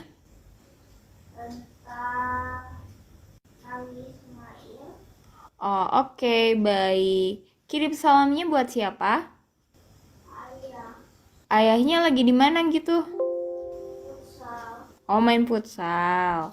Oke deh kalau gitu Arsya, ditunggu ya. Terima kasih sudah request. Assalamualaikum. Arsyad, tadi dari mana ya? Tadi nggak Oke, disebutin sebentar. Arsyad yang lagi di... Ya, jadi gitu. Jadi mungkin siapa tahu ini juga keidean gitu ya teman-teman kalau misalnya lagi ngerjain tugas atau ngerjain apa, udah PW dan tapi anak-anak tetap apa namanya tetap perlu dikondisikan, barangkali itu bisa dicoba ya, gitu. Itu salah satu apa? Read load ya, read load jarak jauh itu ala-ala si pengeja semesta itu. Tapi alhamdulillah responnya baik gitu ya ke anak-anak, mereka mau dibacakan buku dengan sayanya gitu, tidak di samping mereka gitu. Tetap suka dan tetap kadang tetap dilakukan gitu. Kalau misalkan apa ya, saya tidak sedang ngerjain tugas atau laporan juga gitu, tetap kadang request, aku mau dibacain buku tapi ini bukan gitu, mereka bilangnya aku mau pengeja semesta FM katanya. Jadi jadi bacain bukunya itu ya, ya udah mama atau misalkan papa di tengah rumah, kita di kamar gitu, kayak gitu. Ada yang aku kadang mereka juga request aku pengen baca bukunya ya ini aja seperti biasa, aku lihat bukunya gitu. Enggak, aku maunya cerita aja, kita bergiliran, tapi misalkan mama dulu ya kita ikuti, misalkan seperti itu. Kemudian ini yang ketiga yang udah benar-benar kita atau suami atau misalnya suaminya lagi dinas keluar kota gitu, jadi tinggal kita aja yang mengondisiin, kita bisa boleh-boleh aja kok jadi just hug and stay. Jadi kita sambil peluk, jadi kayak ini aja, kayak bayi aja gitu, peluk sambil dielus-elus kita, tapi tetap ada tidur di dekat mereka itu. Sesimpel itu kan, karena ini sangat membantu menciptakan ketenangan malam ini ya gitu, just hug and stay ini. Jadi kita sebelumnya minta izin dulu ke anak-anak kita, minta maaf banget malam malam ini mama capek banget gitu, nggak bisa bacain buku ke AA, ke Dede, nggak bisa cerita, mama pengennya cepet-cepet tidur gitu, kalau bisa lebih awal dari yang biasanya kita tidur karena mama capek banget gitu. Tapi boleh kita pelukan aja tidurnya, misalkan mama tidur dulu di sini, hayu gitu. Nah misalkan ternyata anaknya request, ya udah mah nggak apa-apa, aku aja yang bacain buku misalkan ya, atau aku aja yang cerita, boleh, tapi kita tetap kesepakatan ya, boleh tapi misalkan baca bukunya sampai 2 buku, misalkan 1 buku. Kalau dia yang cerita, meskipun si anak kita yang baca buku atau ceritanya, tetap kita harus ini apa namanya, tegas tadi ya, dalam menegakkan rules tadi gitu. Atau misalkan pernah juga itu pengalaman saya beberapa kali, saya udah izin ke anak-anak, udah minta maaf, udah capek banget, pengennya cepet tidur, pengen segera tidur, tapi anak-anak tetap, "Ma, please 1 buku aja, ini bukunya pendek banget, ini ceritanya pendek banget." Akhirnya ya seperti yang sudah teman-teman bisa bayangkan ya, gitu meracau kan ya, jadi kemana gitu ya ngebaca ini jadi. Karena kan tadi sambil kesadaran itu udah nggak full 100%. Tapi kemudian ketika itu beberapa hari yang lalu itu terjadi, mereka tetap request, "Nggak apa-apa mah, nggak apa-apa mama meracau juga, kaditu kamana wae." Nggak tetepin buku gitu. Ya udah gitu, kalau misalkan pada akhirnya mereka tetap oke, misalnya 1 buku, ya udah kalau misalkan mama udah nggak kuat banget, udah ya gitu ya, kita baca buku lagi, kita baca doa lagi, kita baca surat-surat pendeknya lagi, misalnya dan sebagainya gitu. Ya, itu mungkin teman-teman dari saya, dari mulai apa, kemudian tadi apa ya, kenapa ya, dari kenapa, dan juga bagaimananya. Silahkan kemudian kita lebih banyaknya lagi kita bisa diskusi ya, kita ngobrol langsung, kita sharing pengalamannya. Oleh karenanya saya kembalikan lagi kepada Teh Dedeh, mangga Teh Dedeh. Wah, seru banget Teh Pepi.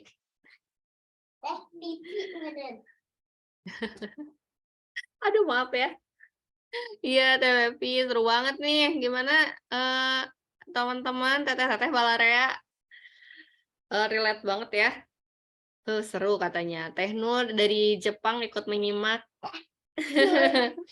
Iya. Nah, sekarang teteh-teteh yang sudah punya pertanyaan boleh raise hand, boleh langsung ditanyakan ke Teh Pepi. Tadi sebenarnya ada yang udah masuk ya pertanyaannya. Teh Diana, apakah mau bertanya langsung atau mau dibacakan nih? Boleh teteh-teteh kalau ada yang mau raise hand.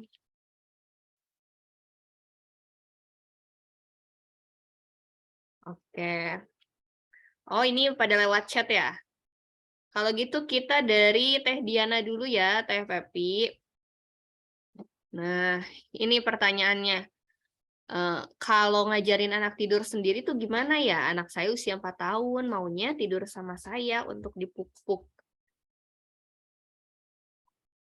Oke, tidur sendiri ya, itu sebetulnya buat saya juga masih PR. Tapi kalau mengingat usianya anaknya Teh, siapa tadi Diana ya, masih 4 Iya. tahun.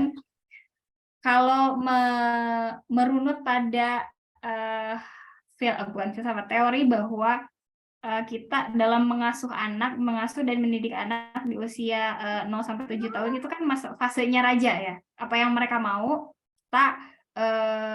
kita laksanakan. Tentunya itu juga ada kodenya kan ya, dalam hal tidak semua apa yang mereka mau kemudian dikabulkan. Nah, untuk hal ini karena masih namanya juga masih belajar gitu ya, apalagi misalkan belajar untuk tidurnya tepat waktu, nah itu nggak apa-apa Teh.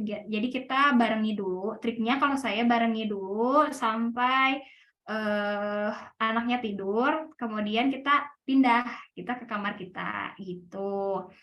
Nah itu, dan jangan heran nanti misalkan di tengah malam ada yang ngetuk pintu atau ada yang tiba-tiba udah meluk gitu ya, nggak apa-apa, kan namanya juga proses belajar ya Teh, tapi setidaknya kita udah sounding, AA misalkan atau kakak siapa ya gitu ya, kita manggil anaknya, dan Dede kita coba belajar tidur sendiri ya, karena misalkan Dede udah punya kamar, ini kamar mama dan papa, terus misalkan nanya gitu, kenapa kalau mama papa tidurnya sendiri? Ya, bilang aja, karena mama papa suami istri. Nanti kan nanya lagi, apa itu suami istri? Nanti kita jelasinnya dengan penjelasan yang sesederhana mungkin. Kalau suami istri itu ya salah satunya tidur bareng.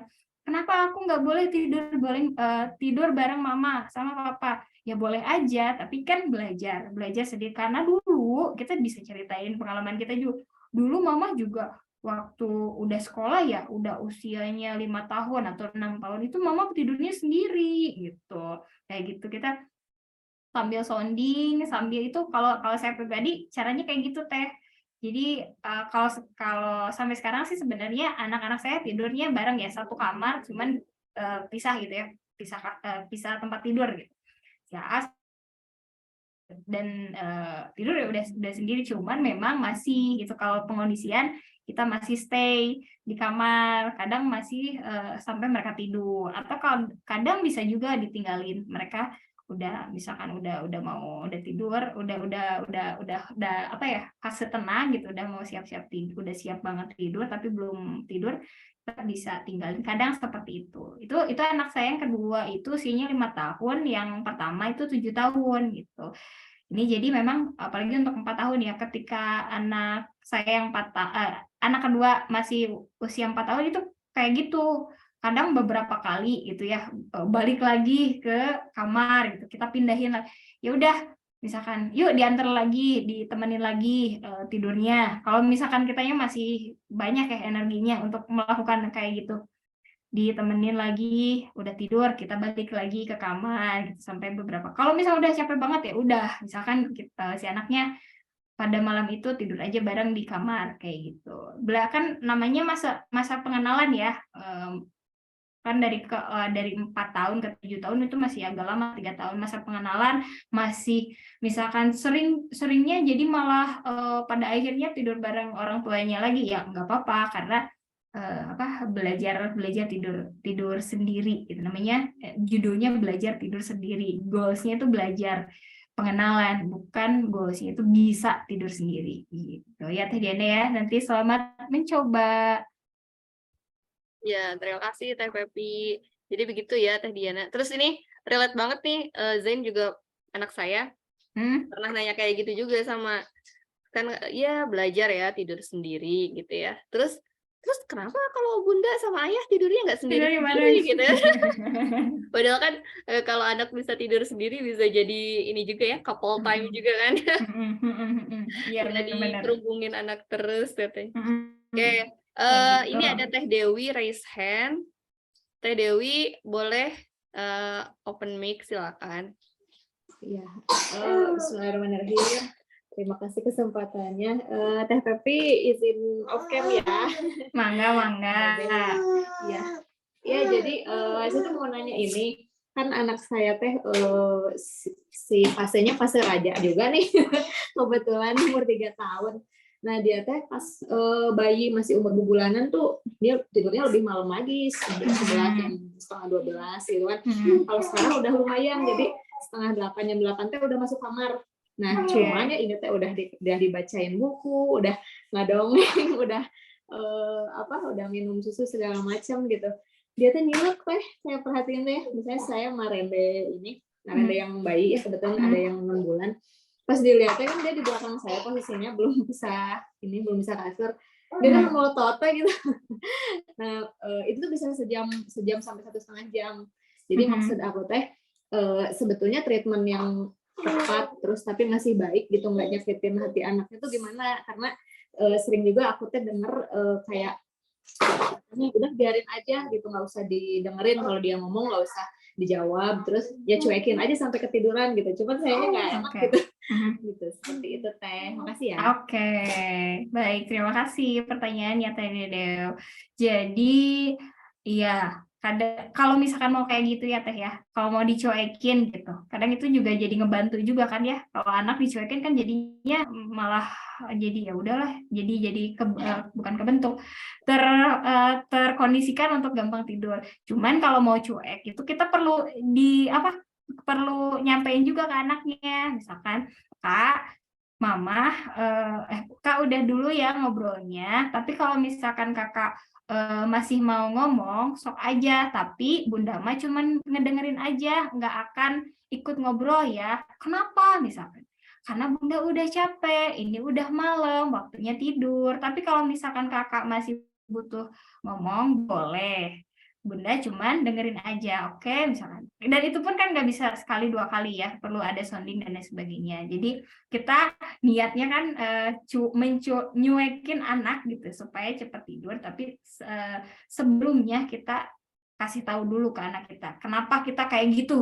Enggak, nanti si anaknya kok nggak ujuk-ujuk, nah sih Bunda teh aku nggak didengerin gitu, aku nggak diwaro gitu, apa sih diwaro bahasa Indonesianya, nggak ditanggepin gitu ya, nggak direspon, gimana sih si Bunda teh gitu kan. Setidaknya setelah ketika kita ngomong kayak gitu, oh dia juga jadi ada pemahaman lagi ke dianya gitu, meskipun istilahnya baru 3 tahun tapi kan ada sounding gitu ya, ada berulang-ulang. Oh Bunda itu jadi ada pemahaman lagi karena otak anak itu katanya itu kan tidak sesederhana yang kita duga gitu. Jadi sounding aja ke anak-anak kita, Kak. Oke, Kak ini udah waktunya tidur. Tapi ternyata Kakak belum tidur juga. Kakak mau tetap ngobrol? Ya aku masih mau ngomong. Sok boleh ngomong. Tetap mau ngomong boleh. Tapi Bunda cuma dengerin. Bunda nggak akan ngerespon. Bunda nggak akan ngobrol. Karena Bunda udah capek misalnya dan sebagainya gitu. Tapi Bunda masih sama si adik misalkan. Bunda sama adik cuma nenenin aja. Bunda nggak ngobrol juga sama adik gitu. Bunda akan karena bunda akan istirahat gitu. Nah seperti itu. Jadi itu meminimalisir juga sibling rivalry-nya gitu, seperti itu. Itu yang pertama gitu kalau misalnya mau nyuekin.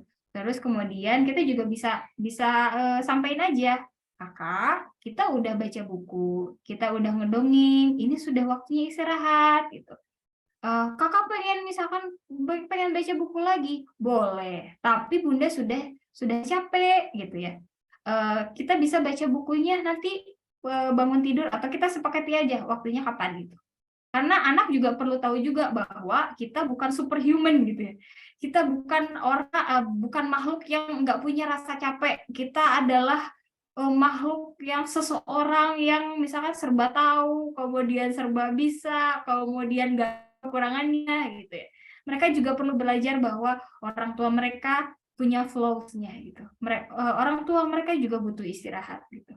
Dan itu juga jadi leading-nya itu ke anak-anak menghargai waktu juga gitu, dan menghargai kesepakatan. Belajar tujuannya kalau kan apalagi 3 tahun ya, belajar mengenali gitu kesepakatan, belajar memahami, oh bunda itu capek itu kayak gimana, oh capek itu berarti bunda nggak akan ikut ngobrol bareng aku, capek itu berarti bunda gogoleran gitu tiduran, capek itu berarti bunda nggak bacain buku lagi sama aku gitu, tapi nanti bisa kalau bunda udah nggak capek, bunda bisa bacain buku lagi sama aku, ke aku gitu, bunda bisa dongengin lagi aku gitu. Jadi tahu gitu ya, tahu apa sih capek itu gitu. Oh dan ternyata bunda juga bisa capek gitu. Itu paling dari aku. Dan ya intinya mah anak-anak tetap perlu kita kasih tahu bagaimana kondisi kita gitu. Dan jadi jatuhnya anak-anak paham gitu ya. Anak-anak paham, anak-anak mengenal, tahu, oh, oke, capek, ada something yang namanya capek di dunia ini gitu ya. Kadang mungkin mereka nggak ngeh kalau mereka capek gitu, mereka nggak ngeh kalau nggak butuh istirahat gitu. Jangankan yang 3 tahun, anak saya yang umur 7 tahun juga sampai saat ini bilang, aku mah nggak capek, aku nggak butuh istirahat, aku nggak butuh tidur gitu kan, balik jam udah matanya udah sayut ya gini kan ya kayak gitu. Dan mereka tahu kitanya juga nggak overwhelming, kitanya nggak merasa menyalahkan diri sendiri gitu ya, kita nggak merasa aduh kasihan ya kakak gitu, padahal kakak juga misalkan masih butuh perhatian dan sebagainya gitu. Itu tadi deh. Oke, Teh Fevi, terima kasih ya. Ini tadi ada pertanyaannya sama katanya dari Teh Nida juga.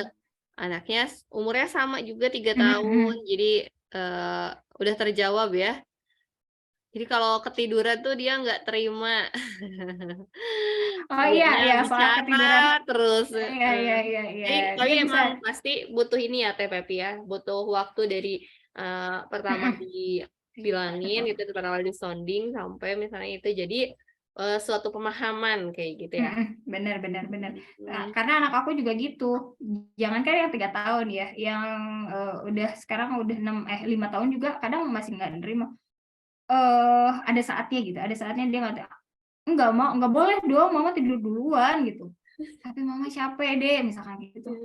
Pokoknya aku pengen mama tuh masih bentak gitu istilahnya, matanya masih ini gitu. Nggak mau tahu itu memang harus sampai tetap perlu dikomunikasikan ke anak gitu. Jadi semangat ya teteh dengan balitanya.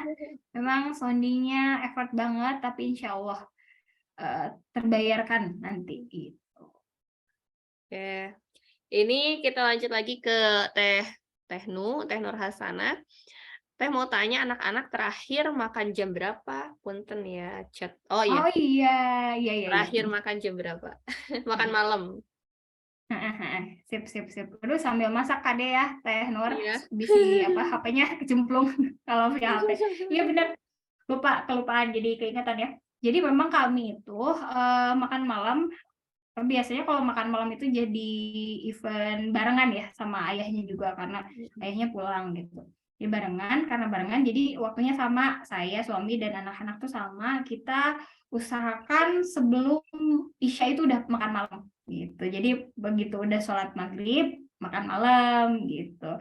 Paling enggak pokoknya kalau misalkan ternyata ayah pulangnya telat, Nah, biasanya saya sama anak-anak duluan makannya, jadi biar nggak terlalu larut gitu. Jadi kami usahakan sebelum sholat Isya itu udah pada makan. Paling lambatnya itu kan jam 7-an ya Isya itu. Setelah sholat Isya makan, nah udah itu kan sekitar setengah 8 ya, kurang dari jam 8 gitu. Jadi memang makan malamnya sebelum Isya. Katanya kan idealnya tuh sebelum maghrib gitu, tapi ya kami masih di antara maghrib Isya itu. Tuh. Oke, Teh Nu udah terjawab. Teh Nu, waktu maghrib sama isyanya sama nggak sama di Indonesia? Sama ya? Jam 6 juga kayaknya. Jam 6-an juga. Lagi sama ya sekarang ya. Kalau nggak salah. Kalau sekarang maghribnya itu 4:30 karena udah mulai musim dingin ya. Dingin. Oh iya. Jam 4:30 enggak ya? Jam 5 kurang lah. Iya. Kalau gitu maghribnya disesuaikan aja Teh sama jam tidurnya gitu. Jadi kalau misalkan jam tidurnya mau jam 8 berarti kan sekitar 2 jaman lah maksimal gitu udah selesai makan gitu Teh. Jam berapa? Jam 6-an ya? Maksimal jam 6 udah beres makan gitu ya. Kalau misalkan mau jam 8 tidurnya gitu. Kalau misalkan mau jam 9 berarti jam 7 masih boleh, udah selesai itu Teh ya. Jam 7 itu udah selesai gitu. Oh ya. Iya, aku tuh yang curhat di WA ya. Maaf punten jadi nyambung lagi. Kan yang anakku yang kedua ini Teh masih setahun lebih gitu ya. Jadi kalau kita ngantuk Teh yang ngabangunin Teh, "Mama." Kayak gitu. Iya. Teh Pepita gitu, aku tuh mau dibangunin, aduh kan kalau misalnya udah besar kan masih bisa dikasih tahu, aduh mama ngantuk ya mungkin gimana gitu ya. Ini mah gerak kalakah dibangunkan kumaha. Gimana Teh? Jadi yang ngebangunin itu adalah yang usia setahun, yang kedua ngebangunin Jadi Teh. kalau misalnya udah ngantuk banget, tidur yuk gitu. Ya gitu, jadi kebangunan nggak boleh tidur Teh ya. Jadi mungkin kalau tidur duduk gitu. Iya. Ya memang di awal-awal mungkin kayak gitu ya, apalagi usia di bawah 3 tahun itu sangat effortnya. Tapi tetap kita sounding juga, kita ajak ngobrol aja gitu. Sambil diajak ngobrol pasti kita tidur sambil si anaknya juga dieyong-eyong, dikondisikan setenang mungkin ya, atau sambil kita di kasur dipeluk, dielus-elus. Nah kalau anak saya biasanya kan kadang berontak gitu, pengen main gitu ya, sambil bawa mainannya segala macam gitu. Tetap kita komunikasikan juga, tetap kita bilangin meskipun anaknya masih usia setahun, di bawah 2 tahun, ayo kita tidur sambil misalkan kita bacain surat apa gitu yang tenang, atau didengerin murotanya tuh yang tenang banget. Nah kayak gitu, atau misalkan sambil Asmaul Husna atau apa gitu sampai setenang mungkin. Nah itu sambil diajak tidur, sambil kita tetap sounding, ayo deh kita tidur, ini sudah malam, ayo deh kita tidur, sambil dielus-elus, sambil diempok-empok gitu. Kadang memang harus sambil misalkan di sofa ya sampai tidur dan diempok-empok kayak gitu. Atau misalkan sampai harus misalkan di karpet, nggak di kasur lagi segala macam. Memang butuh banyak usaha banget ya Tenur ya untuk yang untuk yang usia di bawah 3 tahun ini, karena memang pasti proses memahaminya juga enggak seperti yang anak-anak udah 5 tahun atau udah SD ya, udah masuk SD gitu. Man tetap perlu diajak, tetap perlu disounding juga tetap gitu. Ayo kita ayo gitu. Ayo tidur, udah malam, bunda udah capek ya, ayo kita tidur kayak gitu. Iya, alhamdulillah, makasih ya Teh. Memang aku Teh lupa lagi karena kan anak yang pertama sekarang udah mau 6 tahun, jadi dulu Teh gimana ya ini nidurin anak Teh lupa lagi. Jadi alhamdulillah jadi keingetan lagi nuhun ya Teh. Jaraknya jauh ya Teh ya. Iya, jadi dulu Teh gimana lupa lagi. Iya kayak gitu. Nuhun ya Teh jawabannya, Masya Allah. Sami-sami Teh. Iya, ini katanya kata Teh Septi sambil dikeplak gitu. Pokoknya Iya benar. Teh Septi baru belum 2 tahun ya. Dulu. Belum 2 tahun anak keduanya. Belum 2 tahun. Oke. Keplak. Teteh kalau Nanti ada yang sambil kalau ada yang mau nanya lagi, boleh raise hand, boleh juga diketik lagi ya di chat. Iya Teh Pepi gimana Teh? Nah, kalau ya itu kan sama relate juga kan dulu sambil dikeplak, sambil dipukul-pukul kepalanya kita, tapi sambil dipegang si tangan anaknya, terus kita elus-elus kepala kita yang dikeplak gitu ya sama tangan anaknya gitu. Dek, dielus ya kepala mamahnya ya, jangan dipukul, sakit, sambil gitu. Nanti biar nanti kebiasaan si anaknya. Oh, kalau bangunin mama dielus-elus aja gitu. Oh, dielus-elus aja kepalanya gitu sambil dibelangin gitu. Terus ini ya itu tadi ya dibilangin, oh udah capek mamanya, ayo kita tidur gitu. Atau kadang misalkan pada akhirnya kita ketiduran gitu ya, anaknya kalau saya pribadi pengalamannya adalah saya sampai ketiduran terus anaknya tapi misalkan dalam kondisi aman ya di ruangan itu, entah itu di kamar misalnya atau di ruang bermain, itu udah aman, si anaknya tidak ada benda-benda berbahaya gitu ya. Terus anaknya juga nggak bisa keluar ruangan dengan mudah gitu, teramankan. Itu pada akhirnya saya ketiduran, bangun-bangun, ngelenyap gitu ya, bangun-bangun, anaknya udah tidur, tapi kondisi ruangannya, masya Allah, udah biasa sekali gitu kan ya. Tapi itu kan jadi ini juga anak-anak tuh jadi apa ya, keinget, kerekam ke memori mereka, dan mereka juga ini melakukan apa ya, processing secara kognitif. Oh, oke, berarti kalau bunda itu ada waktunya tidur, kalau bunda udah capek tidur gitu bahasanya kita ya. Tapi mereka memprosesnya kan seperti itu ya, melihat lingkungannya gitu, melihat kondisi ibunya tuh seperti itu gitu. Kita lanjut ke pertanyaan selanjutnya. Oke. Ini ada dari Teh Vidya, anakku 2 tahun 2 bulan. Kalau mau tidur banyak drama, udah masuk kamar, matiin lampu, dianya udah ngantuk, yang kata Teh mirip anaknya Teh Pepi tadi, udah sayu tapi bilangnya enggak ngantuk. Ada aja minta minum, minta ke ruang tengah, terus ke kamar, apa we gitu, ada aja alasannya. Itu perlu diturutin atau gimana? Kalau nggak diturutin tapi anaknya jerit-jerit. Oke. Berapa usianya tadi anaknya? 2 tahun 2 bulan. 2 tahun 2 bulan. Oke, ini ada jerit-jeritnya ya kalau misalkan tidak dituruti.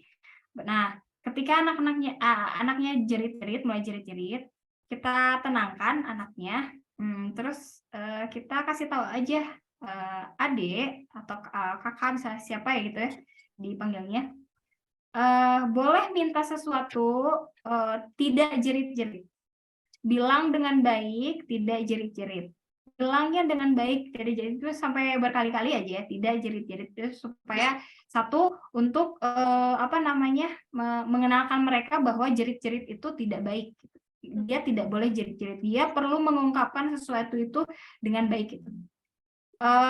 Mama nggak ngerti, kamu jerit-jerit, tidak jerit-jerit. Pokoknya kita ungkapkan dengan bahasa yang sederhana. Satu untuk yang jerit, supaya itu mengurangi tindakan jerit-jeritnya tadi ya. Gitu. Itu kemudian kita tanya, adik, kenapa? Kan tadi suka ada gitu, pengen ke ruang tengah, pengen ini, pengen itu gitu. Itu saya masih mengalaminya itu ke anak yang kedua ya. Anak yang kedua sekarang usianya 5 tahun, kadang pernah juga kadang seperti itu juga. Kita tanya, kenapa ada pengen ke sini ke ruang tengah? Misalnya. Kalau misalkan dia cuman kan kita tahu kalau anak itu cuman cari dalam tanda kutip cari alasan aja supaya tidak cepat tidur gitu. Kita tanya aja. Dengan bertanya, anak kan merasa dia diperhatikan. Dia ibunya atau bundanya tuh mau ngerti dia. Adek kenapa pengen ke ruang tengah? Aku mah ada pengen aja. Oke. Tapi kita sudah waktunya tidur loh. Tapi aku mau di ruang tengah gitu misalkan ya gitu. Kalau gitu gimana kalau kita tidurnya di ruang tengah, mau? Aku pengen minum susu deh gitu. Misalkan seperti itu. Oke, kalau misalkan masih dalam batas kewajaran ya, atau misalkan kalau kitanya masih sanggup, kalau misalkan sebaiknya kalau misalkan minum susu hangat, kalau bisa yang manis ya, biar mengurangi asupan gula tadi. Ya udah, ayo kita bikin susu. Kita bikin susunya jangan terlalu banyak ya, teteh ya kalau mau tidur itu minum susu. Misalkan kita oke, udah minum susu. Sekarang mau apa lagi, Dek? Aku pengen bacain buku. Oke, kita bacain bukunya satu saja karena ini sudah jam 9. Misalkan kita jam 9 waktunya tidur. Ini sudah malam sekali. Itu kita baca buku. Sok pilih yang mana satu. Tapi aku pengennya banyak, misal. Aku pengen 5. Oke, yang mana 5 itu? Misalnya dia pilih 1, 2, 3, 4, 5. Mana yang pengen kamu bacain? Paling banget, paling pengen. Yang ini. Ya udah, kita bacain buku yang ini sekarang pas malam-malam.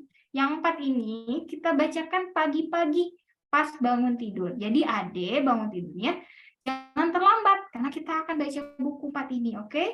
Nggak mau? Aku pengen baca 5 buku. Iya, kita mau baca buku 5 ini semua kita bacakan. Tapi pas malam ini kita satu saja. Karena kita mau tidur. Sudah waktunya tidur. Nggak mau. Misalnya tetap nggak mau gitu. Pengen baca buku. Oke, gini. Kita bacain buku ya yang ini ya. Saya gitu. Kita memang itu nguras energi banget ya gitu ketika menghadapi anak yang tidak sesuai kehendak kita gitu. Yang itu challenging banget, ujian banget gitu. Tapi kita tetap harus inhale exhale ya. Tarik nafas, buang nafas, tenangkan dulu kitanya. Kalau perlu, teteh ya, teman-teman, kalau perlu ketika anak udah mulai macem-macem, kitanya udah capek, udah sebenarnya pengennya udah kamu tidur aja sih gitu. Kita tenang dulu, kalau diem dulu misalnya di sofa di tempat yang tenang. Mau misalnya anak kita nyamperin, makan apa kok tiba-tiba diem aja dulu. Atau kadang saya bilang kayak gini, mama lagi butuh waktu diem. Boleh misalkan boleh Dede mau ngobrol dulu atau apapun, mama butuh waktu diem. Mama kasih mama waktu buat duduk dulu. Mama ingin atur nafas, bilangin aja gitu. Nah, kalau misalkan ternyata kalau ditanya sama anak gitu, ketika kita butuh, kayaknya tuh kalau misalkan kita langsung ngomong tuh meledak gitu atau reaktif. Kita kalau perlu tenang dulu, duduk dulu, tarik nafas atau nafasnya. Kalau udah kita sanggup nih ngomongnya baik-baik gitu, atau misalkan nadanya bisa kita atur, kita balik lagi ke anak kita. Gitu. Ayo kita tidur. Kalau perlu yang tadi, yang invitation to sleep-nya yang nomor 3 tadi, just hug and stay. Kita oke. Anaknya mau ronta-ronta, itu kejadian sama anak yang kedua ya. Apa segala macam. Dari sini ya, mau peluk sampai dilus-lus, mau peluk ya. Kita tidur bismika, Allahumma ahya wa amut.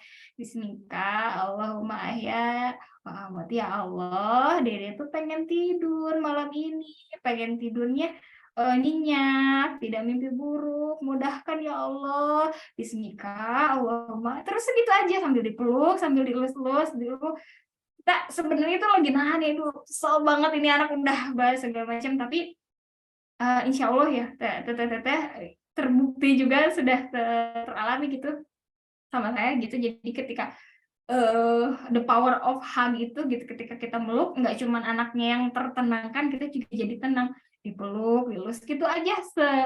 Misalkan kita udah kesel banget, saking keselnya atau saking capeknya udah nggak bisa cerita, udah nggak bisa baca buku lagi, dipeluk aja ya. Atau misalkan kenapa sih Dede tuh marah-marah, kenapa sih Dede tadi ajak ke ruang tengah, terus ini, terus itu, kita tanya, kita ajak ngobrol sebentar gitu ya sebelum tidur gitu. Dipeluk sambil dielus. Tadi ya menciptakan calm night tadi, menciptakan malam yang tenang gitu. Dipeluk, dielus. Kalau perlu misalkan kita memang menyediakan aromaterapi misalkan di rumah sambil di setting gitu ya, pakai diffuser atau misalkan pakai lilin aromaterapi dan lain sebagainya, bisa juga misalkan sambil membantu. Kalau misalkan ternyata udah dimatiin lampunya gitu ya, supaya anak terkondisikan tidur. Nah, untuk mematikan lampu ini, kalau saya pribadi ya dengan suami itu ini justru malah mematikan lampunya ketika anak-anak udah tidur, karena pada saat ini kondisinya anak-anak itu belum mau tidur dengan dimatikan lampu. Kalau dimatikan lampu justru mereka lebih lebih aware, jadi lebih konsentrasinya juga lagi mereka jadi imajinasi negatifnya ini berkembang gitu. Ada rasa ketakutan itu. Nah, jadi kalau misalkan ternyata ketika kita udah matiin lampu, coba jangan dulu dimatiin lampunya, atau misalnya kita bisa ngeset nih lampu untuk kamar itu yang redup. Nah, jadi ketika misalkan belum dimatiin juga udah nggak yang terang banget gitu ya, nggak yang menstimulus mata banget gitu, tapi udah redup gitu. Nanti dicoba ya. Teh siapa tadi ya yang struggling banget nih anaknya, udah minta macam-macam tidur. Teh Vidya. Teh Vidya ya, nanti dicoba ya Teh ya. Semangat. Nanti itu ya tadi kalau perlu misalkan Teh Vidyanya duduk dulu, minum dulu air putih kalau perlu, tenangin dulu. Ini karena emang untuk menghadapi anak-anak yang di luar kehendak kita gitu kan ya, itu perlu ketenangan ekstra. Kalau salah-salah kita nanti bisa jadi reaktif gitu. Oke, terima kasih Teh Pepi. Teh Pepi, ini mungkin satu pertanyaan lagi aja ya. Oke, ini dari Teh Mediana. Teh, sehat tidak? Anakku bangun rata-rata jam 8 pagi atau harusnya jam 6. Anaknya sekarang 20 bulan. Oke, jam 8 pagi, usianya 2 bulan, itu gimana Teh tidurnya? Apakah larut atau gimana? Kan harus dilihat juga ya, karena kebutuhan anak-anak, kebutuhan tidurnya, durasi tidurnya anak-anak itu kan berbeda ya, sesuai dengan usianya. Kalau lebih ke bawah, 3 tahun ke bawah itu kan mereka lebih memerlukan waktu tidur, gitu, lebih banyak dibandingkan anak-anak yang udah usia PAUD atau PAUD SD gitu kan ya. Nah, itu perlu dilihat lagi anak-anaknya tidur jam berapa gitu. Kalau saya pribadi karena memang itu usia kurang dari 2 tahun itu anak-anaknya udah dikondisiin ya untuk tidur segera gitu. Jadi memang kadang anaknya diajak bangun subuh gitu, meskipun belum 2 tahun gitu. Atau misalkan paling siang itu jam 7 atau jam 6. Buat apa? Jadi biar keluar rumah, olahraga gitu atau main apa, kan masih seger ya, jam-jam sebelum jam 8 itu, jadi biar enak gitu. Biar enak, anak-anak menikmati, oh ini loh suasana pagi gitu. Anaknya lebih morning person gitu nantinya, daripada night person gitu. Tapi kemudian lagi-lagi catatannya adalah anaknya tidur di jam berapa. Terus nanti Teteh perlu lihat lagi untuk anak usia 2 tahun itu idealnya berapa jam nih gitu. Saya lupa lagi soalnya Teh ya, berapa jam tidurnya. Nah, kalau misalkan ternyata jam 6 itu udah pas nih, udah terpenuhi, nah itu boleh misalkan dibangunkan, diajak, yuk adik, kakak atau siapa gitu ya, dipanggil, kita olahraga, kita apa gitu ya di depan, kita main gitu, sambil misalkan kita sarapan dan lain sebagainya gitu. Jadi nggak ada kata harus ya gitu, karena memang anak-anak itu kan, kalau yang muslim itu anak-anak kita dorong untuk belajar sholatnya serius itu kan 7 tahun ya, usia 7 tahun, untuk menghadapi yang usia 10 tahun kan ya, 10 tahun di mana ketika anak-anak usia 10 tahun kalau nggak sholat kan ya, orang tuanya berhak ini memukul gitu, memukulnya tapi memukul ini mengedukasi gitu. Nah, kalau usia-usia dini kan sebetulnya kita hanya untuk mengenalkan kebiasaan baik, salah satunya adalah bangun pagi. Nah, tapi kemudian dilihat lagi juga apakah sudah terpenuhi atau tidak. Tapi sarannya memang sebaiknya di jam-jam 6, jam 7 itu supaya anak-anak bisa kita ajak keluar, bisa. Kalau anak-anak saya tuh, anak sulung tuh suka gini, mah, kalau saya masih berkutat sama kerjaan ya, abis subuh tuh misalkan lagi masih ngerjain laporan atau apa gitu, ayo kita keluar, kita menghirup udara segar, katanya kayak gitu, udah punya istilahnya sendiri gitu. Teh Medianya, tidurnya sekitar jam 9 malam. Nanti dicek lagi ya di IDAI atau misalkan konsul lagi ke dokter anaknya, usia kurang dari 2 tahun itu berapa jam nih kebutuhan tidurnya gitu. Kalau nggak salah sih bisa dibangunkan di jam 6 gitu. Untuk tadi ya, kalau goalsnya ingin ngajak anak-anak beraktivitas pagi yang lebih segar gitu kan, seperti itu. Itu Teh Mediana, nanti cek lagi ya ininya, jam tidur, kebutuhan tidur anaknya berapa jam.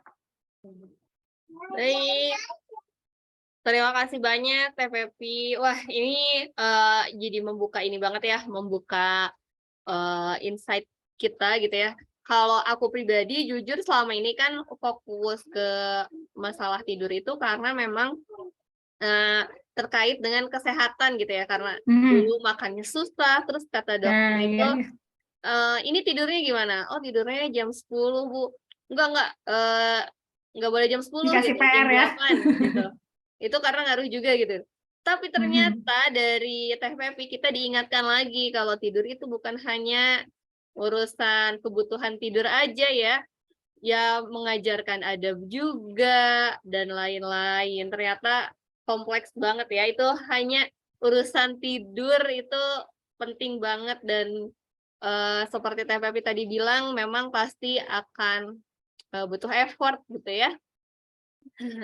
Nah, oh ya ini teman-teman, Teh Pepi bisa dikontak melalui akun-akun berikut dan nomor berikut. Mungkin kalau ada yang mau intip-intip kegiatan Teh Pepi sering ada sharing yang lain.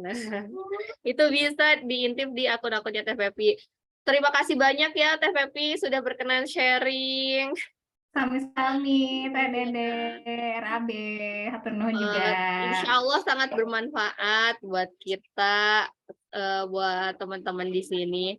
Oke, nah sebelum ditutup, saya mewakili dari Red Lot Bandung mengucapkan terima kasih banyak juga kepada teteh-teteh yang sudah bergabung.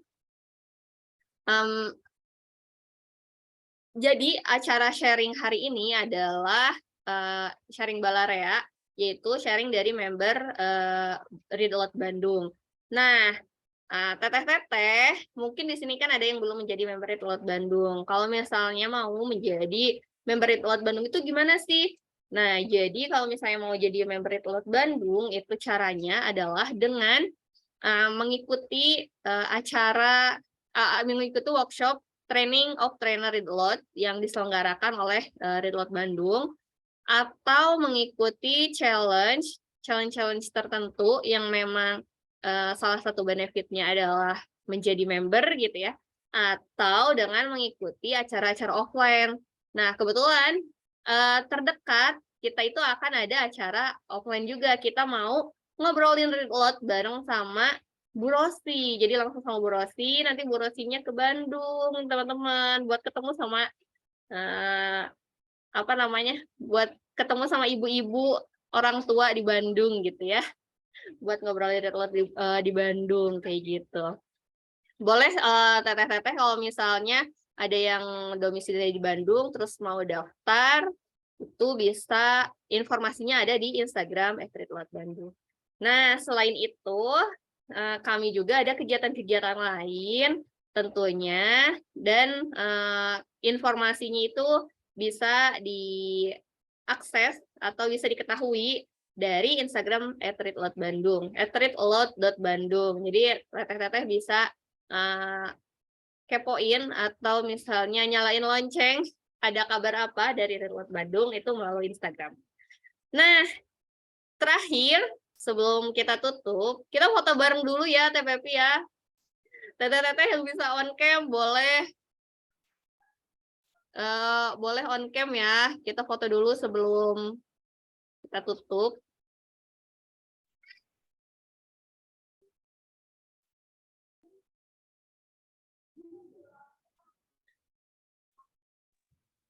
Tunggu yuk. Oke, Teh Dewi bisa dibantu ya. Boleh saya ya, siap ya tes semua. 1, 2, 3. Kali lagi ya. 1, 2, 3. Oke, terima kasih. Ya, terima kasih Teh Dewi. Nah, sekali lagi saya mengucapkan terima kasih kepada Teh Pepi dan teteh-teteh yang sudah yang sudah mengikuti sharing hari ini. Mohon maaf dari saya pribadi dan juga mewakili dari Ridlot Bandung jika ada kesalahan. Iya. Iya, mohon maaf kalau ada kesalahan. Terima kasih banyak. Semoga bermanfaat. Wassalamualaikum warahmatullahi wabarakatuh. Waalaikumsalam warahmatullahi wabarakatuh. Hatur nuhun Teh Dede, Rabe, dan teman-teman semuanya.